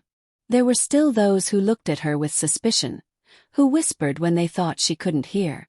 And she'd caught wind of rumors spreading to other packs, some positive, some decidedly not. Several alphas had already sent messengers demanding to know if the reports of a royal heir were true. Cora was handling the diplomatic fallout with characteristic efficiency, but the pressure was building. Soon, Anahera would have to step into the wider political arena whether she felt ready or not. But for now, she was enjoying a rare quiet moment in the pack library, surrounded by old texts about royal history, when Rangi found her. "We need to talk," he said, his expression grim. Anahera immediately set aside her book. "What's wrong?" "Intelligence report just came in. There's a group of wolves asking questions about you at the border packs. Professional questions, the kind that suggest they're not just curious. They're hunting." The blood drained from Anahera's face. "The assassins. They've found me." Rangi nodded. "Looks that way. Our scouts estimate maybe 6 to 8 wolves, all trained fighters. They're being subtle about it, but they're definitely tracking someone. And given the timing." "It's me," Anahera finished. She stood, mind racing through possibilities. "I need to leave. If I stay, I put the entire pack at risk." "Absolutely not," Rangi said firmly. "You're under our protection. That means something. It means you could all die because of me." Anahera's voice rose, fear and guilt warring in her chest. "I've seen what these hunters can do, Rangi. They killed my parents. They've killed every royal heir they've ever found. I won't let them slaughter your pack to get to me." Rangi crossed the distance between them in 2 strides, his hands gripping her shoulders. The touch was firm but gentle, grounding. "Listen to me, Princess. We knew this was a possibility when we agreed to shelter you. Cora knew, I knew, every wolf in this pack knew. And we made the choice anyway because protecting you is the right thing to do. But, no buts, you're pack now. Which means when someone threatens you, they threaten all of us. And we don't abandon our own." The conviction in his voice, the absolute certainty, made Anahera's throat tight with emotion. She'd spent so long relying only on herself, trusting no one completely, that this level of loyalty felt almost foreign. "What do we do?" she asked. "We prepare," Rangi said grimly. "I'm doubling patrols, securing all entry points, bringing in warriors from our allied packs. If these hunters want to get to you, they'll have to go through every wolf in the Kahurangi pack first." He released her shoulders, stepping back. But I need you to work with me on this. Tell me everything you know about these hunters. Their tactics, their capabilities, anything that might help us defend against them. For the next hour, Anahera shared everything she'd learned over the years. The hunters' preferred methods of attack, their use of silver weapons, the way they isolated their targets before striking. It was painful, dredging up memories of her parents' deaths, but Rangi listened with complete focus, asking sharp tactical questions. They'll try to draw you out, he said finally. Create a situation where you have to leave the pack house, then ambush you in transit. So I stay inside? Anahera asked. For now, yes. At least until we've identified all the hunters and neutralized the threat. Rangi's expression darkened. I won't lie to you, this is going to get dangerous. There's a good chance we'll have to fight them directly. People could die. People could die, he acknowledged. But Anahera, and I'm using your name because I need you to really hear this, you're worth protecting. Not just because you're royal, not just because you're the key to potentially uniting the territories, but because you're a good person who deserves to live without constantly looking over her shoulder. The sincerity in his voice made something crack in Anahera's chest. How can you say that? You barely know me. I've known you for weeks now. I've trained with you, watched how you interact with the pack, seen how much you care about everyone here. I've seen your strength, your resilience, your compassion. Rangi's dark eyes held hers. And I've learned enough to know that losing you would be a tragedy for more reasons than just politics. The air between them felt charged, electric. Anahera's wolf stirred, responding to the intensity of his presence, to the protective instinct rolling off him in waves. This was dangerous in a completely different way than the hunters. Because somewhere along the way, she'd started to care about Rangi as more than just an ally. Started to notice the way his rare smiles transformed his face, the gentleness he showed despite his warrior exterior, the sharp intelligence behind his tactical mind. Started to feel things an Omega princess probably shouldn't feel for an Alpha Commander. Rangi, she began, not sure what she was about to say. The moment shattered as Pania burst into the library, her face pale. Commander! The hunters, they're at the main gate. They're demanding to speak with Alpha Cora. Rangi's expression went ice-cold, the warrior taking over. How many? 7 that we can see. But they're flying a parley flag. They say they're here to negotiate, not fight. It's a trick, Anahera said immediately. The hunters don't negotiate. They kill. Maybe, Rangi agreed. But if they're at our gate under parley, we have to at least hear them out. Pack law demands it. He turned to Pania. Alert Cora, gather the senior warriors. Full defensive positions, but don't engage unless they attack first. Pania nodded and ran off. Rangi looked back at Anahera. You stay here. Don't leave this building for any reason. I'm posting guards at every entrance. You're going out there, Anahera realized, fear spiking through her. I'm commander. It's my job to protect this pack. By walking into a potential ambush. By showing these hunters that we're not afraid of them. Rangi's hand came up, almost but not quite touching her cheek. Trust me, princess. I've survived worse than a few assassins. Before Anahera could respond, he was gone, leaving her alone with her racing heart and the terrible certainty that everything was about to go very wrong. Anahera paced the library like a caged animal, every instinct screaming at her to go to the gate, to see what was happening, to not leave Rangi and the others to face her enemies alone. But she'd promised to stay put. And breaking that promise would distract Rangi at exactly the moment he needed full focus. Still, the waiting was torture. Through the window, she could see wolves moving into defensive positions across the compound. The pack house had been built with security in mind. Thick stone walls, elevated position, clear sightlines in all directions. If it came to a fight, this would be a defensible location. Small comfort when the people she'd come to care about were putting themselves between her and trained killers. Hannah appeared in the doorway, her healer's bag slung over one shoulder. Come on, princess. If there's going to be trouble, We need to prepare the medical station. I should be out there, Anahera said, frustration bleeding into her voice. You should be wherever Commander Rangi told you to be, Hannah replied firmly. That man has kept this pack safe through countless threats. Trust him to do his job. Reluctantly, Anahera followed the healer to the medical wing, where they began setting out supplies. Bandages, antiseptics, tools for removing silver if it came to that. The practical tasks helped calm her racing mind, gave her something to focus on besides the terrible scenarios playing out in her imagination. How long have you been with the pack?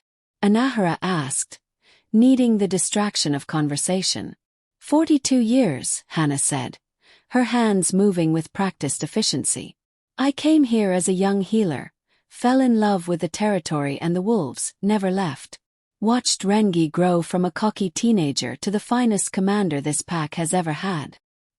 He's remarkable, Anahera said softly. Hannah glanced at her, a knowing look in her ancient eyes. Careful, princess. That's not just respect I'm hearing in your voice. Anahera felt heat rise in her cheeks. I don't know what you mean. Don't you? The old healer chuckled.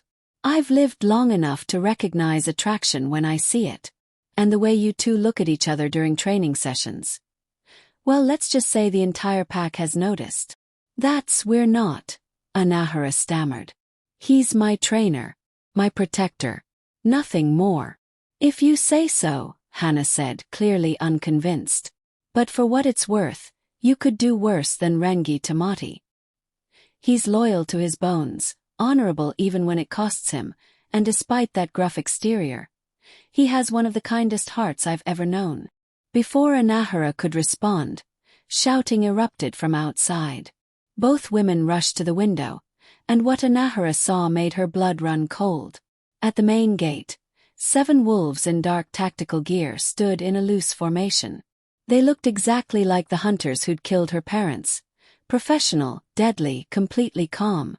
And at their head, speaking with Alpha Cora and Rangi, was a face Anahera recognized from her nightmares. Kainwetu, the head of the hunter organization, the wolf responsible for more royal deaths than anyone else in history. He'd been hunting her family for 3 generations, driven by some fanatical belief that the royal bloodline was a corruption that needed to be purged. That's him, Anahera breathed. The one who killed my parents. Hannah's hand gripped her shoulder.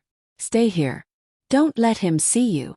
But even from this distance, Anahera could see the conversation at the gate growing heated. Rangi's posture was rigid, aggressive.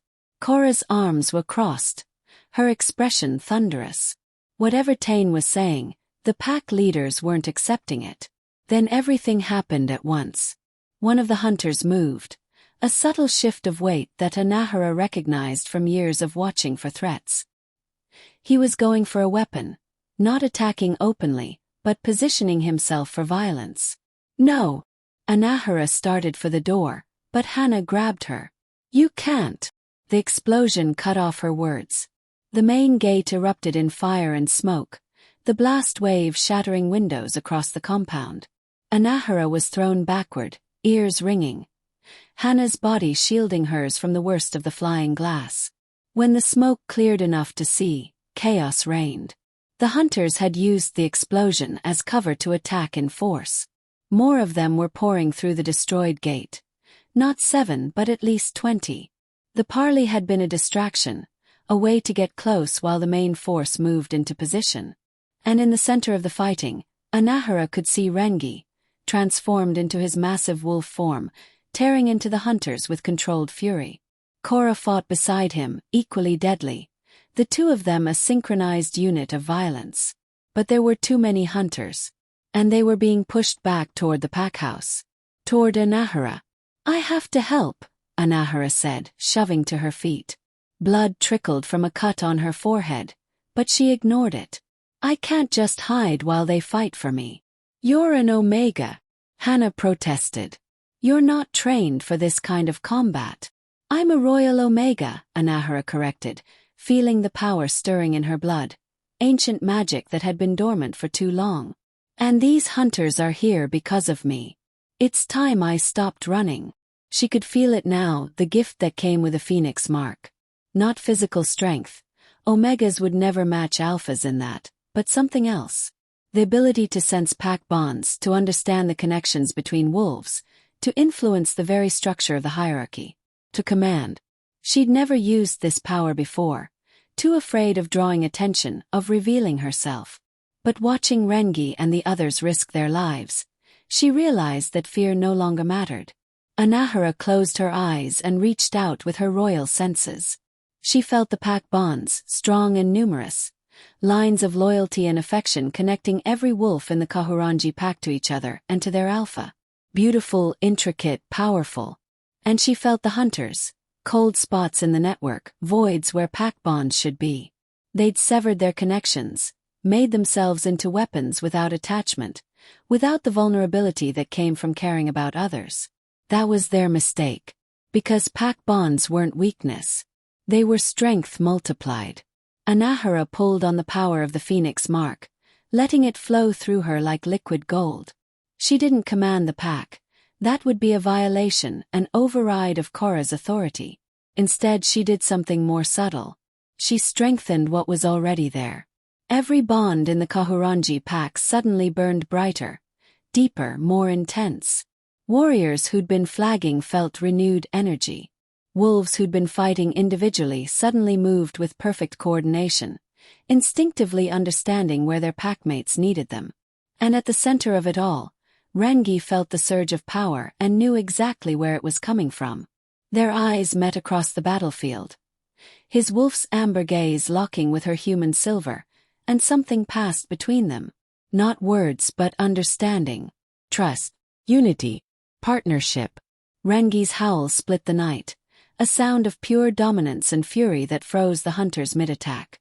The Kahurangi wolves answered, their voices joining in a chorus that spoke of unbreakable bonds and absolute determination. They fought with renewed ferocity, driving the hunters back, not just defending but conquering. And slowly, inexorably, the tide began to turn. Tainweta realized it too. Anahera saw the moment he understood he'd underestimated this pack, this commander, this situation. He called a retreat order in some coded language, and the hunters began to disengage, using smoke grenades and tactical positioning to cover their withdrawal. "After them!" someone shouted, but Rangi shifted back to human form, holding up a hand. "No," he commanded, his voice carrying. "Let them go. Our priority is securing the compound and treating the wounded." It was the right call. Pursuing hunters into unknown territory was a recipe for ambush. But Anahera could see the frustration on every wolf's face, the desire to end the threat permanently. As the adrenaline faded, Anahera became aware of the destruction around her. The gate was destroyed, several buildings were damaged, and wolves were scattered across the ground, some moving, some horribly still. "Healers!" Hannah's voice cut through the chaos.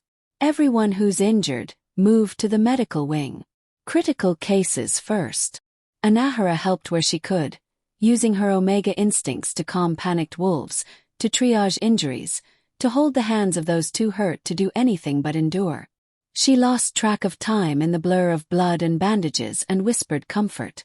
It was only when Hannah physically pushed her into a chair that she realized she was swaying with exhaustion. "Your turn," the old healer said firmly. "Let me look at that head wound. Others need you more. Others are being handled." Still. As Hannah cleaned and bandaged the cut on her forehead, Anahera finally had a moment to process what had happened. She'd used her royal power for the first time, actively and consciously. And it had worked. Not perfectly, not overwhelmingly, but enough to make a difference. Enough to help save lives. "You did well today," Hannah said quietly. "Both as a healer and as something more." "They felt it," Anahera said. "The power. Now everyone will know for certain what I am." "They already knew," Hannah replied. "This just proved it. You're not just a princess in name, Anahera. You're a leader who steps up when her people need her. That's what matters." A commotion at the door made them both turn. Rangi strode in, still in human form, covered in blood and dirt and exhaustion.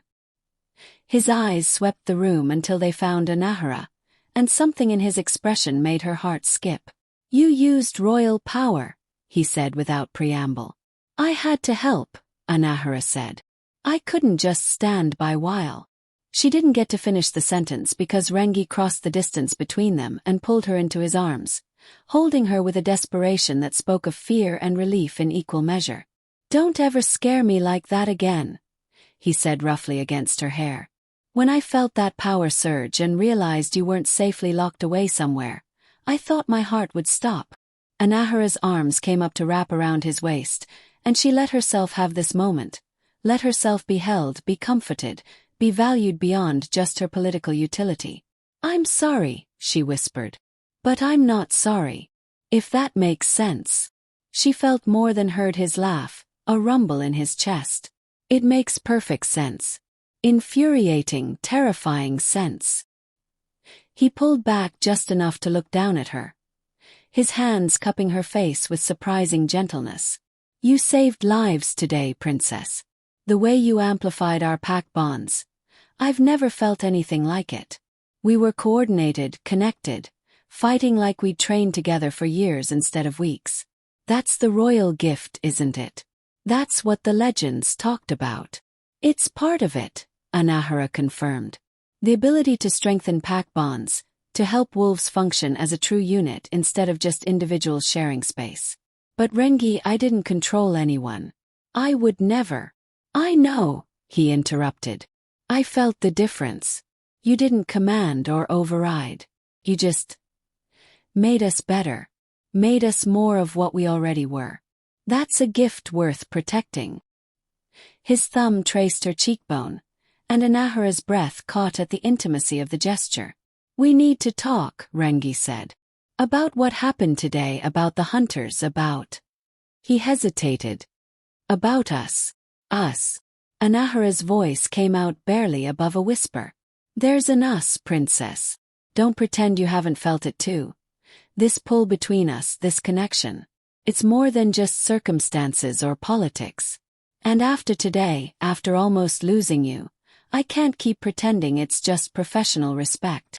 Anahera's wolf was practically singing with joy at the admission, but her human mind knew all the complications this represented. "Rangi, I'm a royal Omega. You're an Alpha Commander. There are rules about—" "Fuck the rules," Rangi said with unusual vehemence. "The rules were written by wolves who didn't understand what we're facing now. You're trying to rebuild an entire political system. You need allies, yes, but you also need someone who sees you. Really sees you. Not just the princess or the symbol, but the woman who gets back up no matter how many times she's knocked down. The woman who'd risk herself to save others. The woman who's brave and brilliant and stubborn as hell." His forehead rested against hers. "I see you, Anahera. And what I see, it terrifies me and draws me in equal measure." "I see you too," Anahera admitted. "And I feel the same way. But this is complicated. If there's something between us, it changes the political landscape. Other alphas might see it as favoritism, might accuse the Kahurangi pack of manipulating me for their own gain." "Let them," Rangi said. "We'll prove them wrong through actions, not words. But Anahera, I need to know, is this real for you? Or am I reading something into this situation that isn't there?" In answer, Anahera rose on her toes and kissed him. It was brief, chaste by most standards, but it felt like igniting a star. Every nerve in her body lit up with awareness, her wolf practically howling in triumph, the bond between them, one that had been forming over weeks of training and trust and shared danger, suddenly snapping into perfect clarity. When they broke apart, Rangi was staring at her with wonder and heat and something that looked a lot like devotion. "So that's a yes then," he said, his voice rough. "That's a yes," Anahera confirmed. "But we take this slow. We figure out the political implications. We make sure this doesn't hurt your pack or my mission." "Agreed." Rangi's smile was warm and real, transforming his usually stern features. "Slow. Measured. Completely reasonable." He kissed her again, deeper this time, and Anahera felt slow and measured fly out the window. They were interrupted by a pointed cough from Hannah, who was trying and failing to hide her smile. "Not that I'm not thrilled to see young love blooming," the healer said dryly, "but we still have wounded wolves and a destroyed gate to deal with. The romance can wait until after the crisis management." Rangi and Anahera sprang apart like guilty teenagers, and Anahera felt heat flood her cheeks. "Right," Rangi said, clearing his throat. "Crisis first. Romance later." "Much later," Anahera agreed. But as Rangi left to deal with security concerns and Anahera returned to helping with the wounded, both of them were smiling in a way they hadn't before. Because despite the danger, despite the politics, despite everything working against them, they'd found something worth fighting for beyond just duty and destiny. They'd found each other. The attack had consequences that rippled through the northern territories like an earthquake. Word spread quickly. The royal heir was real, she was powerful, and she was under the protection of the Kahurangi pack. More importantly, she'd helped defend that pack against the notorious hunters, using gifts that hadn't been seen in generations. Responses varied wildly. Some packs sent emissaries immediately, eager to swear loyalty to the reborn royal line. These were mostly the smaller territories, packs that had suffered under the constant warfare and saw stability as more valuable than independence. Others sent threats, making it clear they had no intention of bowing to some jumped-up Omega with delusions of grandeur, Phoenix mark or not. And many simply watched and waited, trying to assess which way the wind was blowing before committing to either side. Cora handled the diplomatic flood with impressive skill, accepting pledges of loyalty while also opening channels of communication with the hostile packs. She was building a coalition carefully and methodically, with Anahera at the center of it. But it was exhausting work. 2 months after the hunter attack, Anahera sat in yet another meeting with yet another delegation, this one from a pack on the eastern border. They had concerns about trade routes, questions about how the royal line would handle territorial disputes, demands for assurances that their autonomy would be respected. All reasonable questions. All questions she'd answered a dozen times before. By the time the delegation left, politely non-committal, promising to consider their options, Anahera wanted nothing more than to shift into her wolf form and run until she couldn't think anymore. "You're getting better at this," Cora observed, leaning back in her chair. "Less defensive, more diplomatic. The first few delegations rattled you. Now you're holding your ground." "I'm learning," Anahera said. "Slowly. Faster than you think." The Alpha studied her thoughtfully. "You've changed since you came here, Princess. Grown into your role. Even the wolves who were skeptical at first are starting to see you as a real leader, not just a symbol." "I have good teachers," Anahera said, meaning it. "You have good instincts," Cora corrected. "We just helped you trust them." "But speaking of teachers..." Her expression turned knowing. "How are your training sessions with Rangi going?" Anahera felt her cheeks heat. Over the past 2 months, her relationship with Rangi had deepened in ways that were both wonderful and terrifying. They'd kept it quiet, professional in public, intimate only in private moments, but clearly not quiet enough if Cora knew. "Training is going well," she said carefully. "I'm sure it is." Cora's smile was genuinely amused. "Relax, Princess. I'm not here to lecture you about inappropriate relationships or political complications. You're both adults, you're both doing your jobs well, and frankly, I think the connection helps both of you." "You do. Rangi's been my commander for over a decade," Cora said. "I've seen him focused, dedicated, brilliant at tactics. But I've rarely seen him happy. Not truly happy. These past months, watching him with you. There's a lightness to him that wasn't there before." She leaned forward. "And you need someone who sees you as more than just a political asset. Someone who'll tell you when you're wrong, who'll challenge you, who'll stand beside you not because of what you represent but because of who you are. Rangi is that person for you." Anahera felt tears prick her eyes at the unexpected blessing. "Thank you, Alpha. Just be careful," Cora added. "When you officially claim the throne, and we both know that's coming, your relationship will become public knowledge. You'll face criticism, accusations of favoritism, possibly even challenges to your legitimacy. Be prepared for that. We will be, Anahera promised. A knock at the door interrupted them. Rangi entered, his expression serious. We've received a message, he said without preamble. From Tain Wetu. He wants to meet. Lone. Says he has information about your family that you need to hear. Anahera's blood went cold. It's a trap. Obviously, Rangi agreed. But he sent the message through official channels, using proper parley protocols. If we refuse, it makes us look afraid. And word will spread.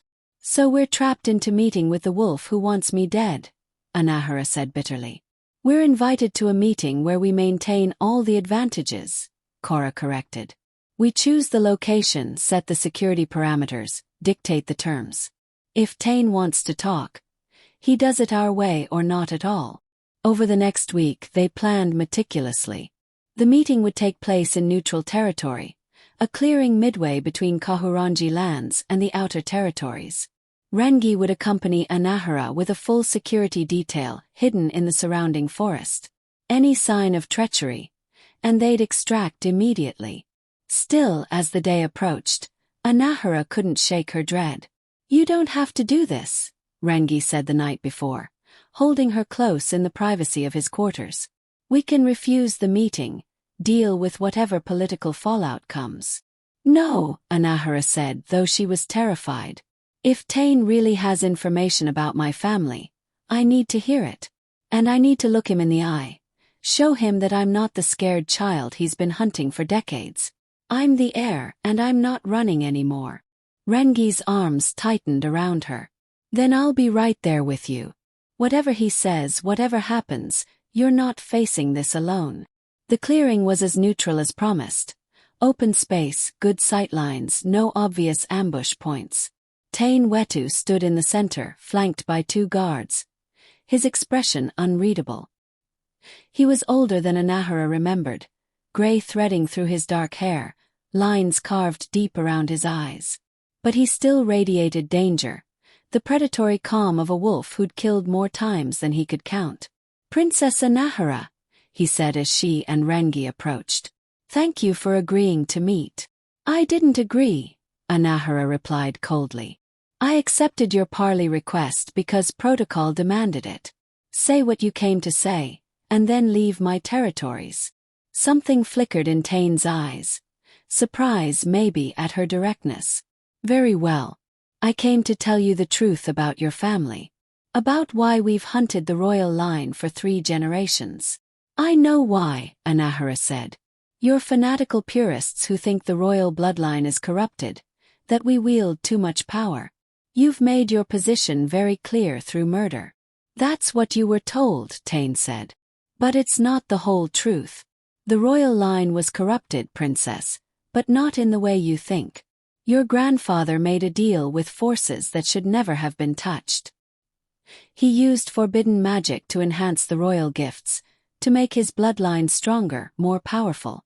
And in doing so, he created something unstable. Something dangerous.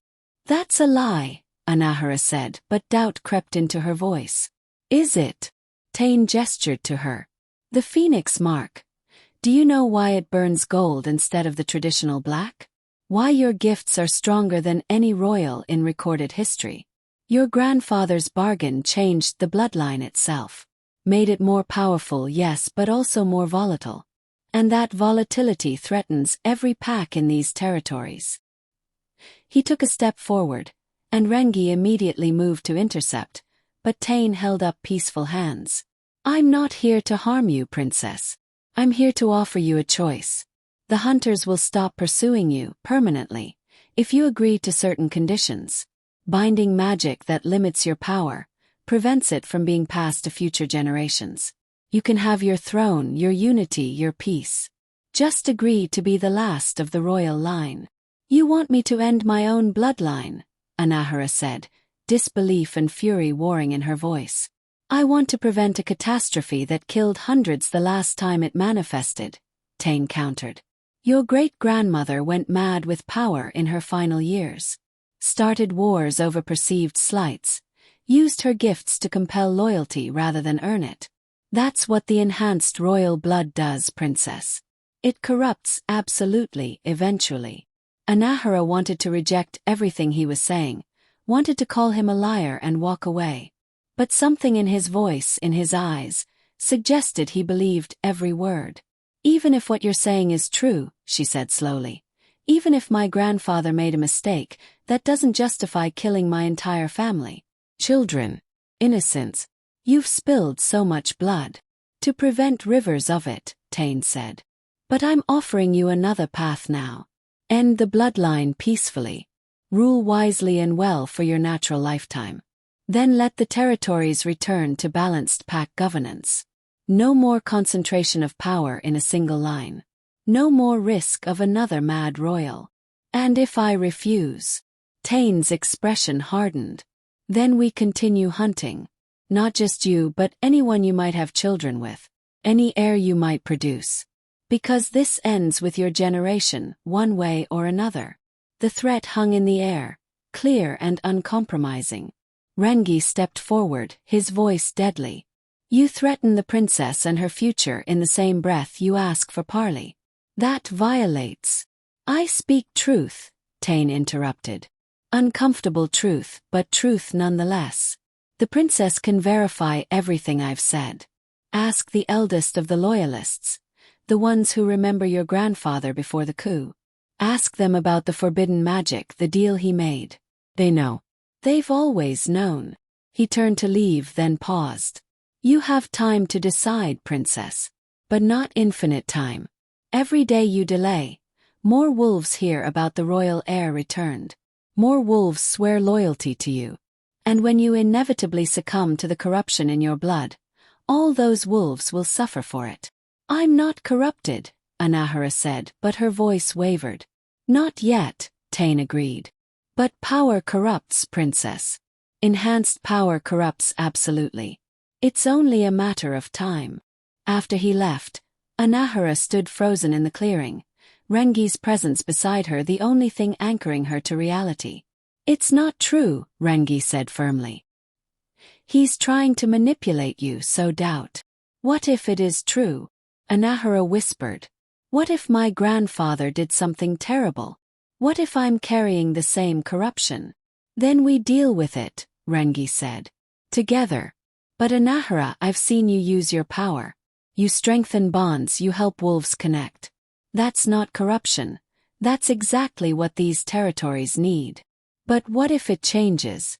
What if years from now, I become what he described? Rangi turned her to face him, his hands on her shoulders. Then I'll be there to remind you who you really are. To pull you back if you start to drift. That's what partners do, what mates do. We keep each other grounded. He'd said it so casually, but the word hung between them with enormous weight. Is that what we are? Anahera asked. Mates. If you'll have me, Rangi said simply. I know the timing is terrible, the politics are complicated, and you've got enough on your plate without adding a mating bond. But Anahera, I love you. I've loved you since you stood in that council chamber, naked and humiliated, and still looked at me with more dignity and strength than I've ever possessed. I love your courage, your compassion, your stubborn refusal to give up. And I want to stand beside you, not just as your commander or your protector, but as your partner in everything. Tears streamed down Anahera's face, but for the first time in hours they were good tears. I love you too, she said. And yes to being mates, to being partners, to facing whatever comes together. Their kiss was witnessed only by the trees and the hidden guards, but it sealed something that had been building for months. A bond deeper than politics, stronger than fear, more enduring than any threat. When they finally broke apart, Rangi's expression was determined. We'll investigate Tane's claims, he said. Talk to the loyalists, research your grandfather's history, find out the truth. And then we'll decide together how to move forward. But Anahera, whatever we discover, it doesn't change who you are. You're not defined by what your grandfather might have done or what your bloodline might carry. You're defined by the choices you make, the life you live, the leader you choose to be. How did I get so lucky to find you? Anahera asked. I ask myself the same question every day, Rangi replied with a rare, genuine smile. Now come on. We've got an alpha to inform that her commander is mating the royal heir, and I'm not sure which one of us she'll kill first. Despite everything, Anahera laughed. The coronation ceremony was held in the ancient amphitheater, where the royal line had been crowned for 8 centuries. It had taken months of negotiation, countless meetings, and more political maneuvering than Anahera had thought possible. But she'd done it. 18 of the 23 northern packs had officially recognized her claim. The remaining 5 were holdouts, not hostile but cautious, waiting to see if she could actually deliver on her promises of stability and fair governance. It was enough. More than enough for a beginning. Anahera stood at the center of the amphitheater, wearing robes that had been carefully preserved by the loyalists for 70 years, the phoenix mark visible on her back through the deliberate cut in the fabric. Around her, hundreds of wolves from every allied pack bore witness. Alpha Cora performed the ceremony, her voice carrying across the assembled crowd with perfect clarity as she spoke the ancient words of coronation. And when she placed the simple crown, no jewels, no ostentation, just worked silver etched with pack symbols, on Anahera's head, the amphitheater erupted in howls of celebration. I present to you, Cora announced, Anahera Aroha Kaimana, Queen of the Northern Territories, Keeper of Pack Bonds, first of the restored line. More howls, more celebration. But Anahera's eyes found only one wolf in the crowd. Rangi, standing at the front in ceremonial armor, pride and love written across his face. Her mate, her partner, her anchor.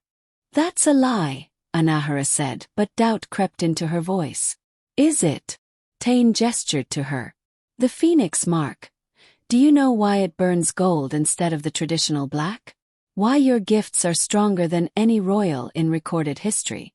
Your grandfather's bargain changed the bloodline itself. Made it more powerful, yes, but also more volatile. And that volatility threatens every pack in these territories.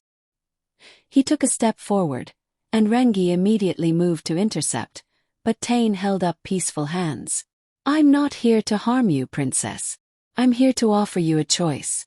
The hunters will stop pursuing you permanently if you agree to certain conditions. Binding magic that limits your power, prevents it from being passed to future generations. You can have your throne, your unity, your peace. Just agree to be the last of the royal line. You want me to end my own bloodline, Anahera said, disbelief and fury warring in her voice. I want to prevent a catastrophe that killed hundreds the last time it manifested, Tain countered. Your great-grandmother went mad with power in her final years. Started wars over perceived slights. Used her gifts to compel loyalty rather than earn it. That's what the enhanced royal blood does, princess. It corrupts absolutely, eventually. Anahera wanted to reject everything he was saying, wanted to call him a liar and walk away. But something in his voice, in his eyes, suggested he believed every word. Even if what you're saying is true, she said slowly, even if my grandfather made a mistake, that doesn't justify killing my entire family. Children, innocents, you've spilled so much blood. To prevent rivers of it, Tain said. But I'm offering you another path now. End the bloodline peacefully. Rule wisely and well for your natural lifetime. Then let the territories return to balanced pack governance. No more concentration of power in a single line. No more risk of another mad royal. And if I refuse? Tain's expression hardened. Then we continue hunting. Not just you but anyone you might have children with. Any heir you might produce. Because this ends with your generation, one way or another. The threat hung in the air, clear and uncompromising. Rangi stepped forward, his voice deadly. You threaten the princess and her future in the same breath you ask for parley. That violates. I speak truth, Tain interrupted. Uncomfortable truth, but truth nonetheless. The princess can verify everything I've said. Ask the eldest of the loyalists, the ones who remember your grandfather before the coup. Ask them about the forbidden magic, the deal he made. They know. They've always known. He turned to leave, then paused. You have time to decide, princess. But not infinite time. Every day you delay, more wolves hear about the royal heir returned. More wolves swear loyalty to you. And when you inevitably succumb to the corruption in your blood, all those wolves will suffer for it. I'm not corrupted, Anahera said, but her voice wavered. Not yet, Tane agreed. But power corrupts, princess. Enhanced power corrupts absolutely. It's only a matter of time. After he left, Anahera stood frozen in the clearing, Rangi's presence beside her the only thing anchoring her to reality. It's not true, Rangi said firmly. He's trying to manipulate you, so doubt. What if it is true? Anahera whispered. What if my grandfather did something terrible? What if I'm carrying the same corruption? Then we deal with it, Rangi said. Together. But Anahera, I've seen you use your power. You strengthen bonds, you help wolves connect. That's not corruption. That's exactly what these territories need. But what if it changes? What if years from now, I become what he described? Rangi turned her to face him, his hands on her shoulders. Then I'll be there to remind you who you really are. To pull you back if you start to drift. That's what partners do, what mates do. We keep each other grounded. He'd said it so casually, but the word hung between them with enormous weight.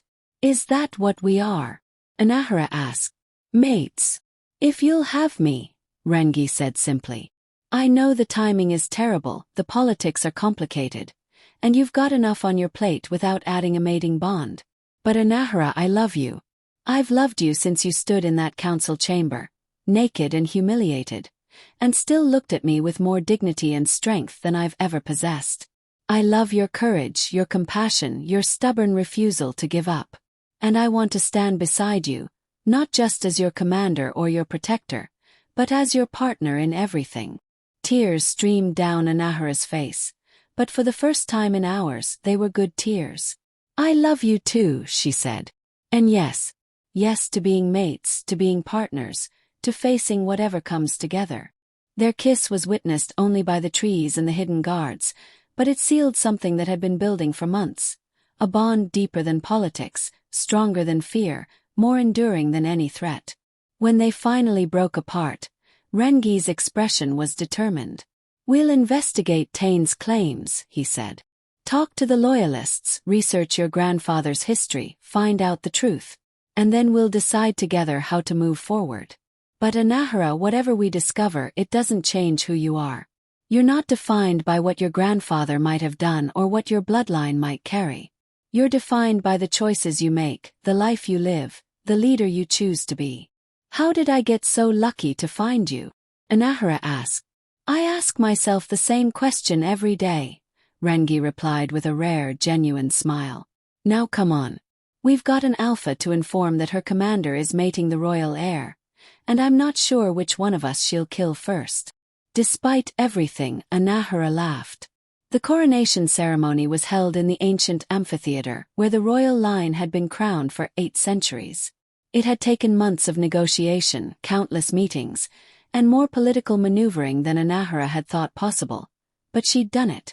18 of the 23 northern packs had officially recognized her claim. The remaining 5 were holdouts, not hostile but cautious, waiting to see if she could actually deliver on her promises of stability and fair governance. It was enough. More than enough for a beginning. Anahera stood at the center of the amphitheater, wearing robes that had been carefully preserved by the loyalists for 70 years, the phoenix mark visible on her back through the deliberate cut in the fabric. Around her, hundreds of wolves from every allied pack bore witness. Alpha Cora performed the ceremony, her voice carrying across the assembled crowd with perfect clarity as she spoke the ancient words of coronation.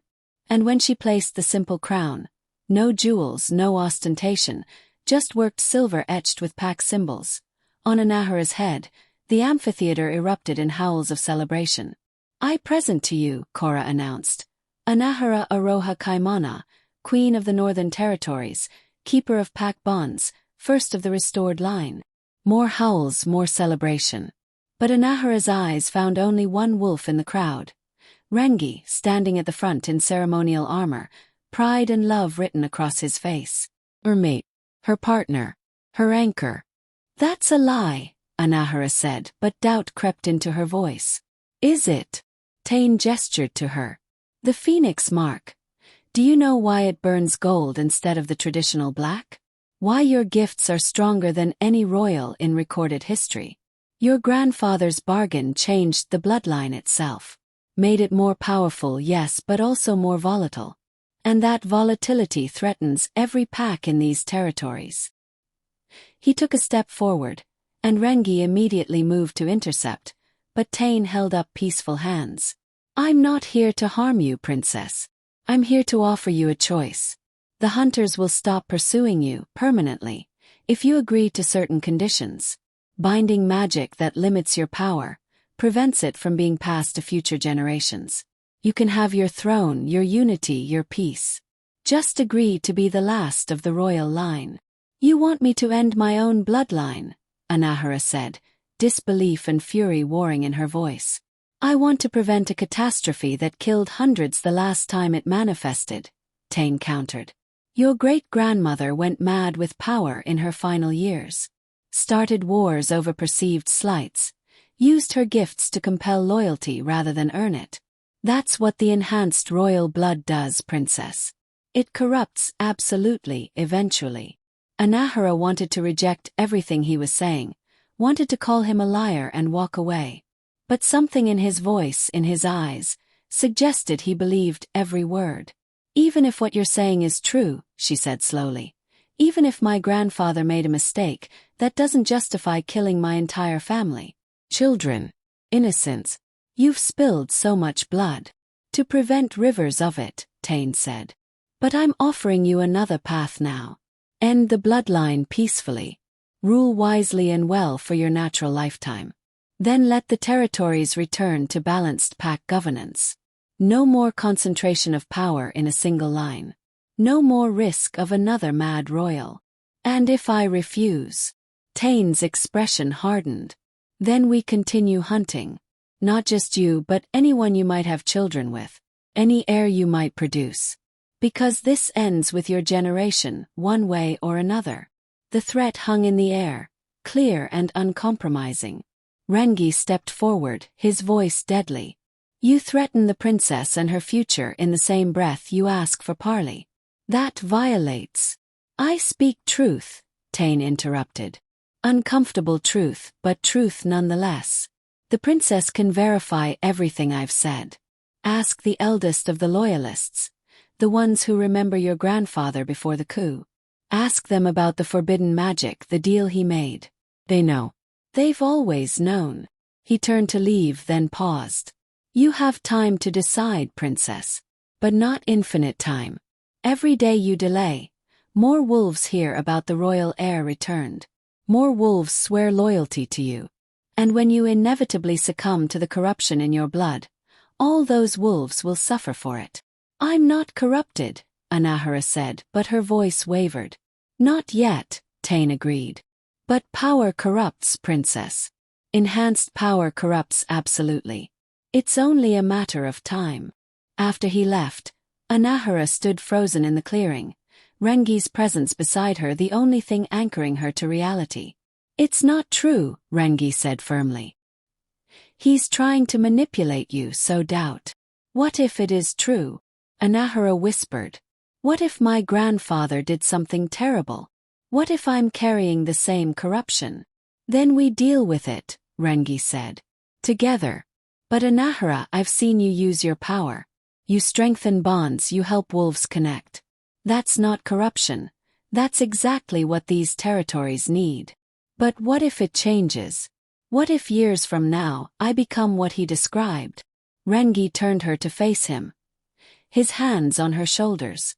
Then I'll be there to remind you who you really are. To pull you back if you start to drift. That's what partners do, what mates do.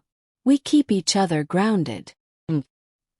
He'd said it so casually, but the word hung between them with enormous weight. Is that what we are? Anahera asked. Mates. If you'll have me, Rangi said simply. I know the timing is terrible, the politics are complicated, and you've got enough on your plate without adding a mating bond. But Anahera, I love you. I've loved you since you stood in that council chamber, naked and humiliated, and still looked at me with more dignity and strength than I've ever possessed. I love your courage, your compassion, your stubborn refusal to give up.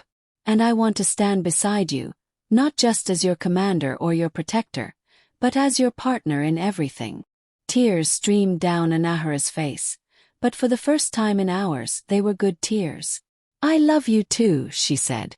And yes to being mates, to being partners, to facing whatever comes together. Their kiss was witnessed only by the trees and the hidden guards, but it sealed something that had been building for months. A bond deeper than politics, stronger than fear, more enduring than any threat. When they finally broke apart, Rangi's expression was determined. We'll investigate Tane's claims, he said. Talk to the loyalists, research your grandfather's history, find out the truth. And then we'll decide together how to move forward. But Anahera, whatever we discover, it doesn't change who you are. You're not defined by what your grandfather might have done or what your bloodline might carry. You're defined by the choices you make, the life you live, the leader you choose to be. How did I get so lucky to find you? Anahera asked. I ask myself the same question every day, Rangi replied with a rare, genuine smile. Now come on.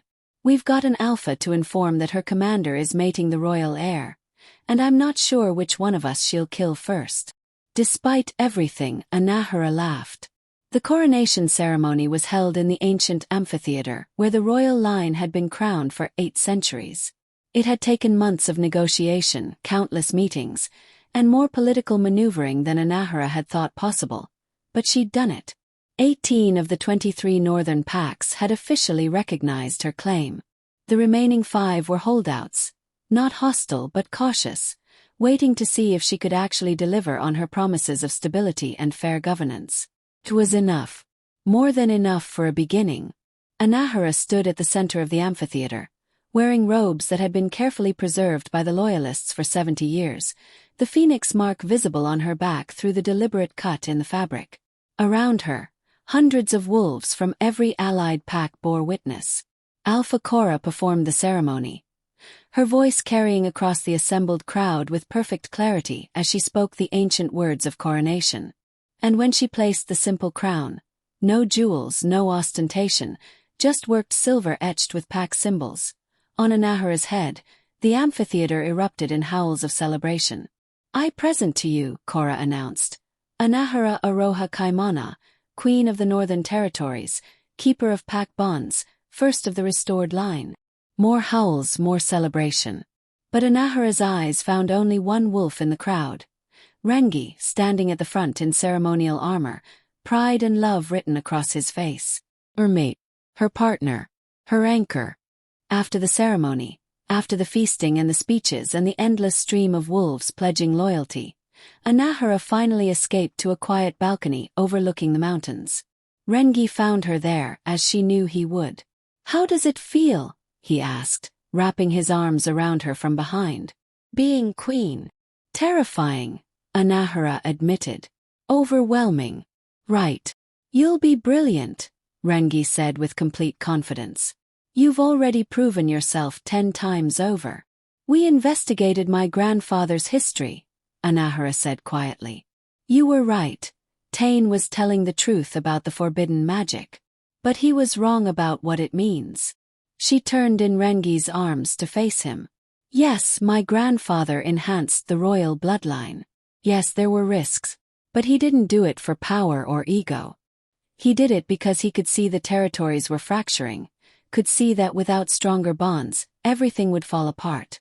The enhanced gifts aren't corruption, they're a tool.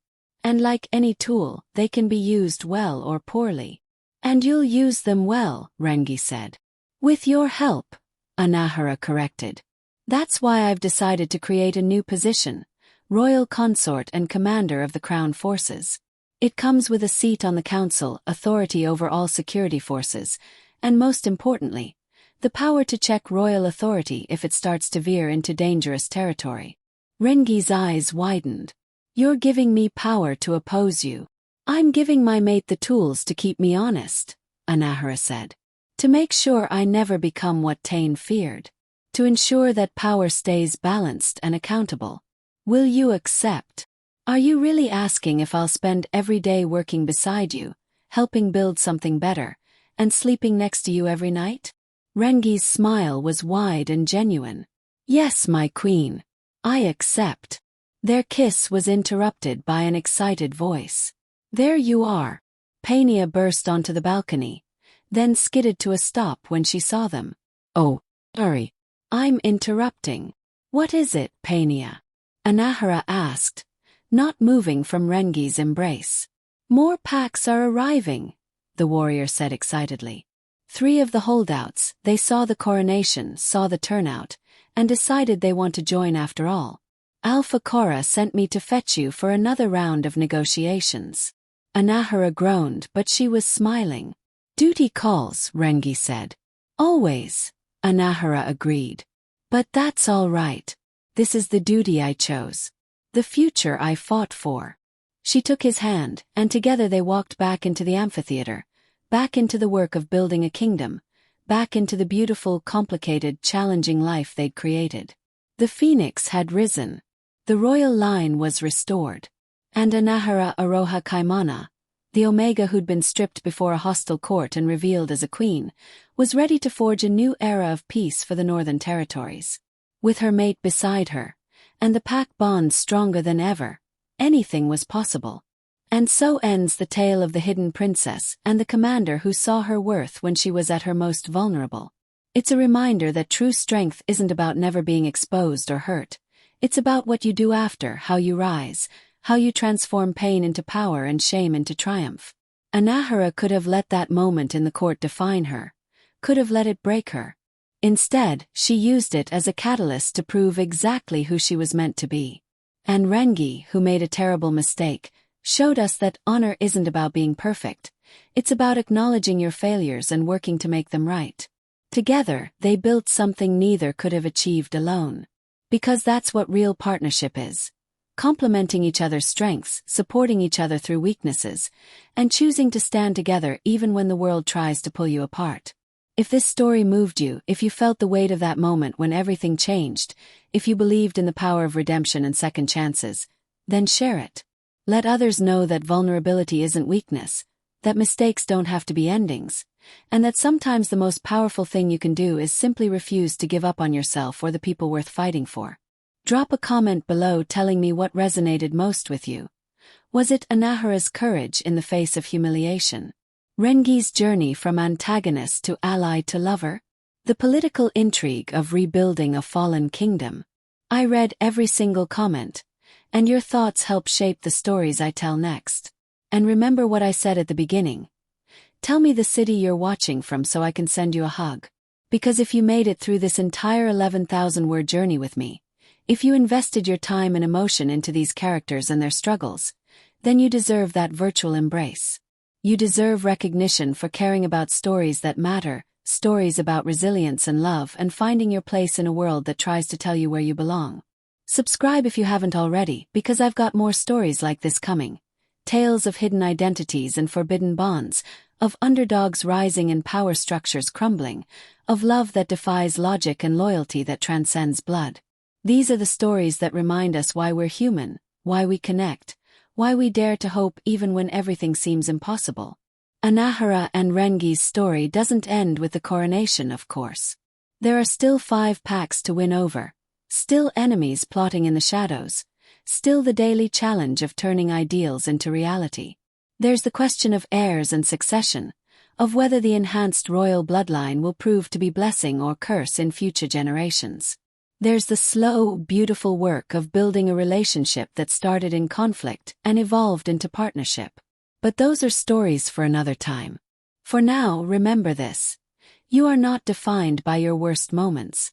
You are not limited by what others think they see when they look at you. You are not less than because someone tried to strip away your dignity. Like Anahera, you carry your own kind of phoenix mark, the proof that you've survived fire and emerged transformed, stronger, more yourself than ever before. And if you're looking for your Rangi, that person who sees past the surface, who challenges you to be better while accepting exactly who you are right now, who stands beside you when the hunters come calling, don't settle for less. Don't accept someone who diminishes you or demands you be smaller. Wait for the one who recognizes your worth even when you're at your lowest, who offers genuine apology when they're wrong, who chooses you not despite your complications but because of everything you are. That person exists. That partnership is possible. This story, fantastical as it is with its werewolves and royal magic and ancient prophecies, is really about something beautifully mundane. Two broken people finding wholeness together.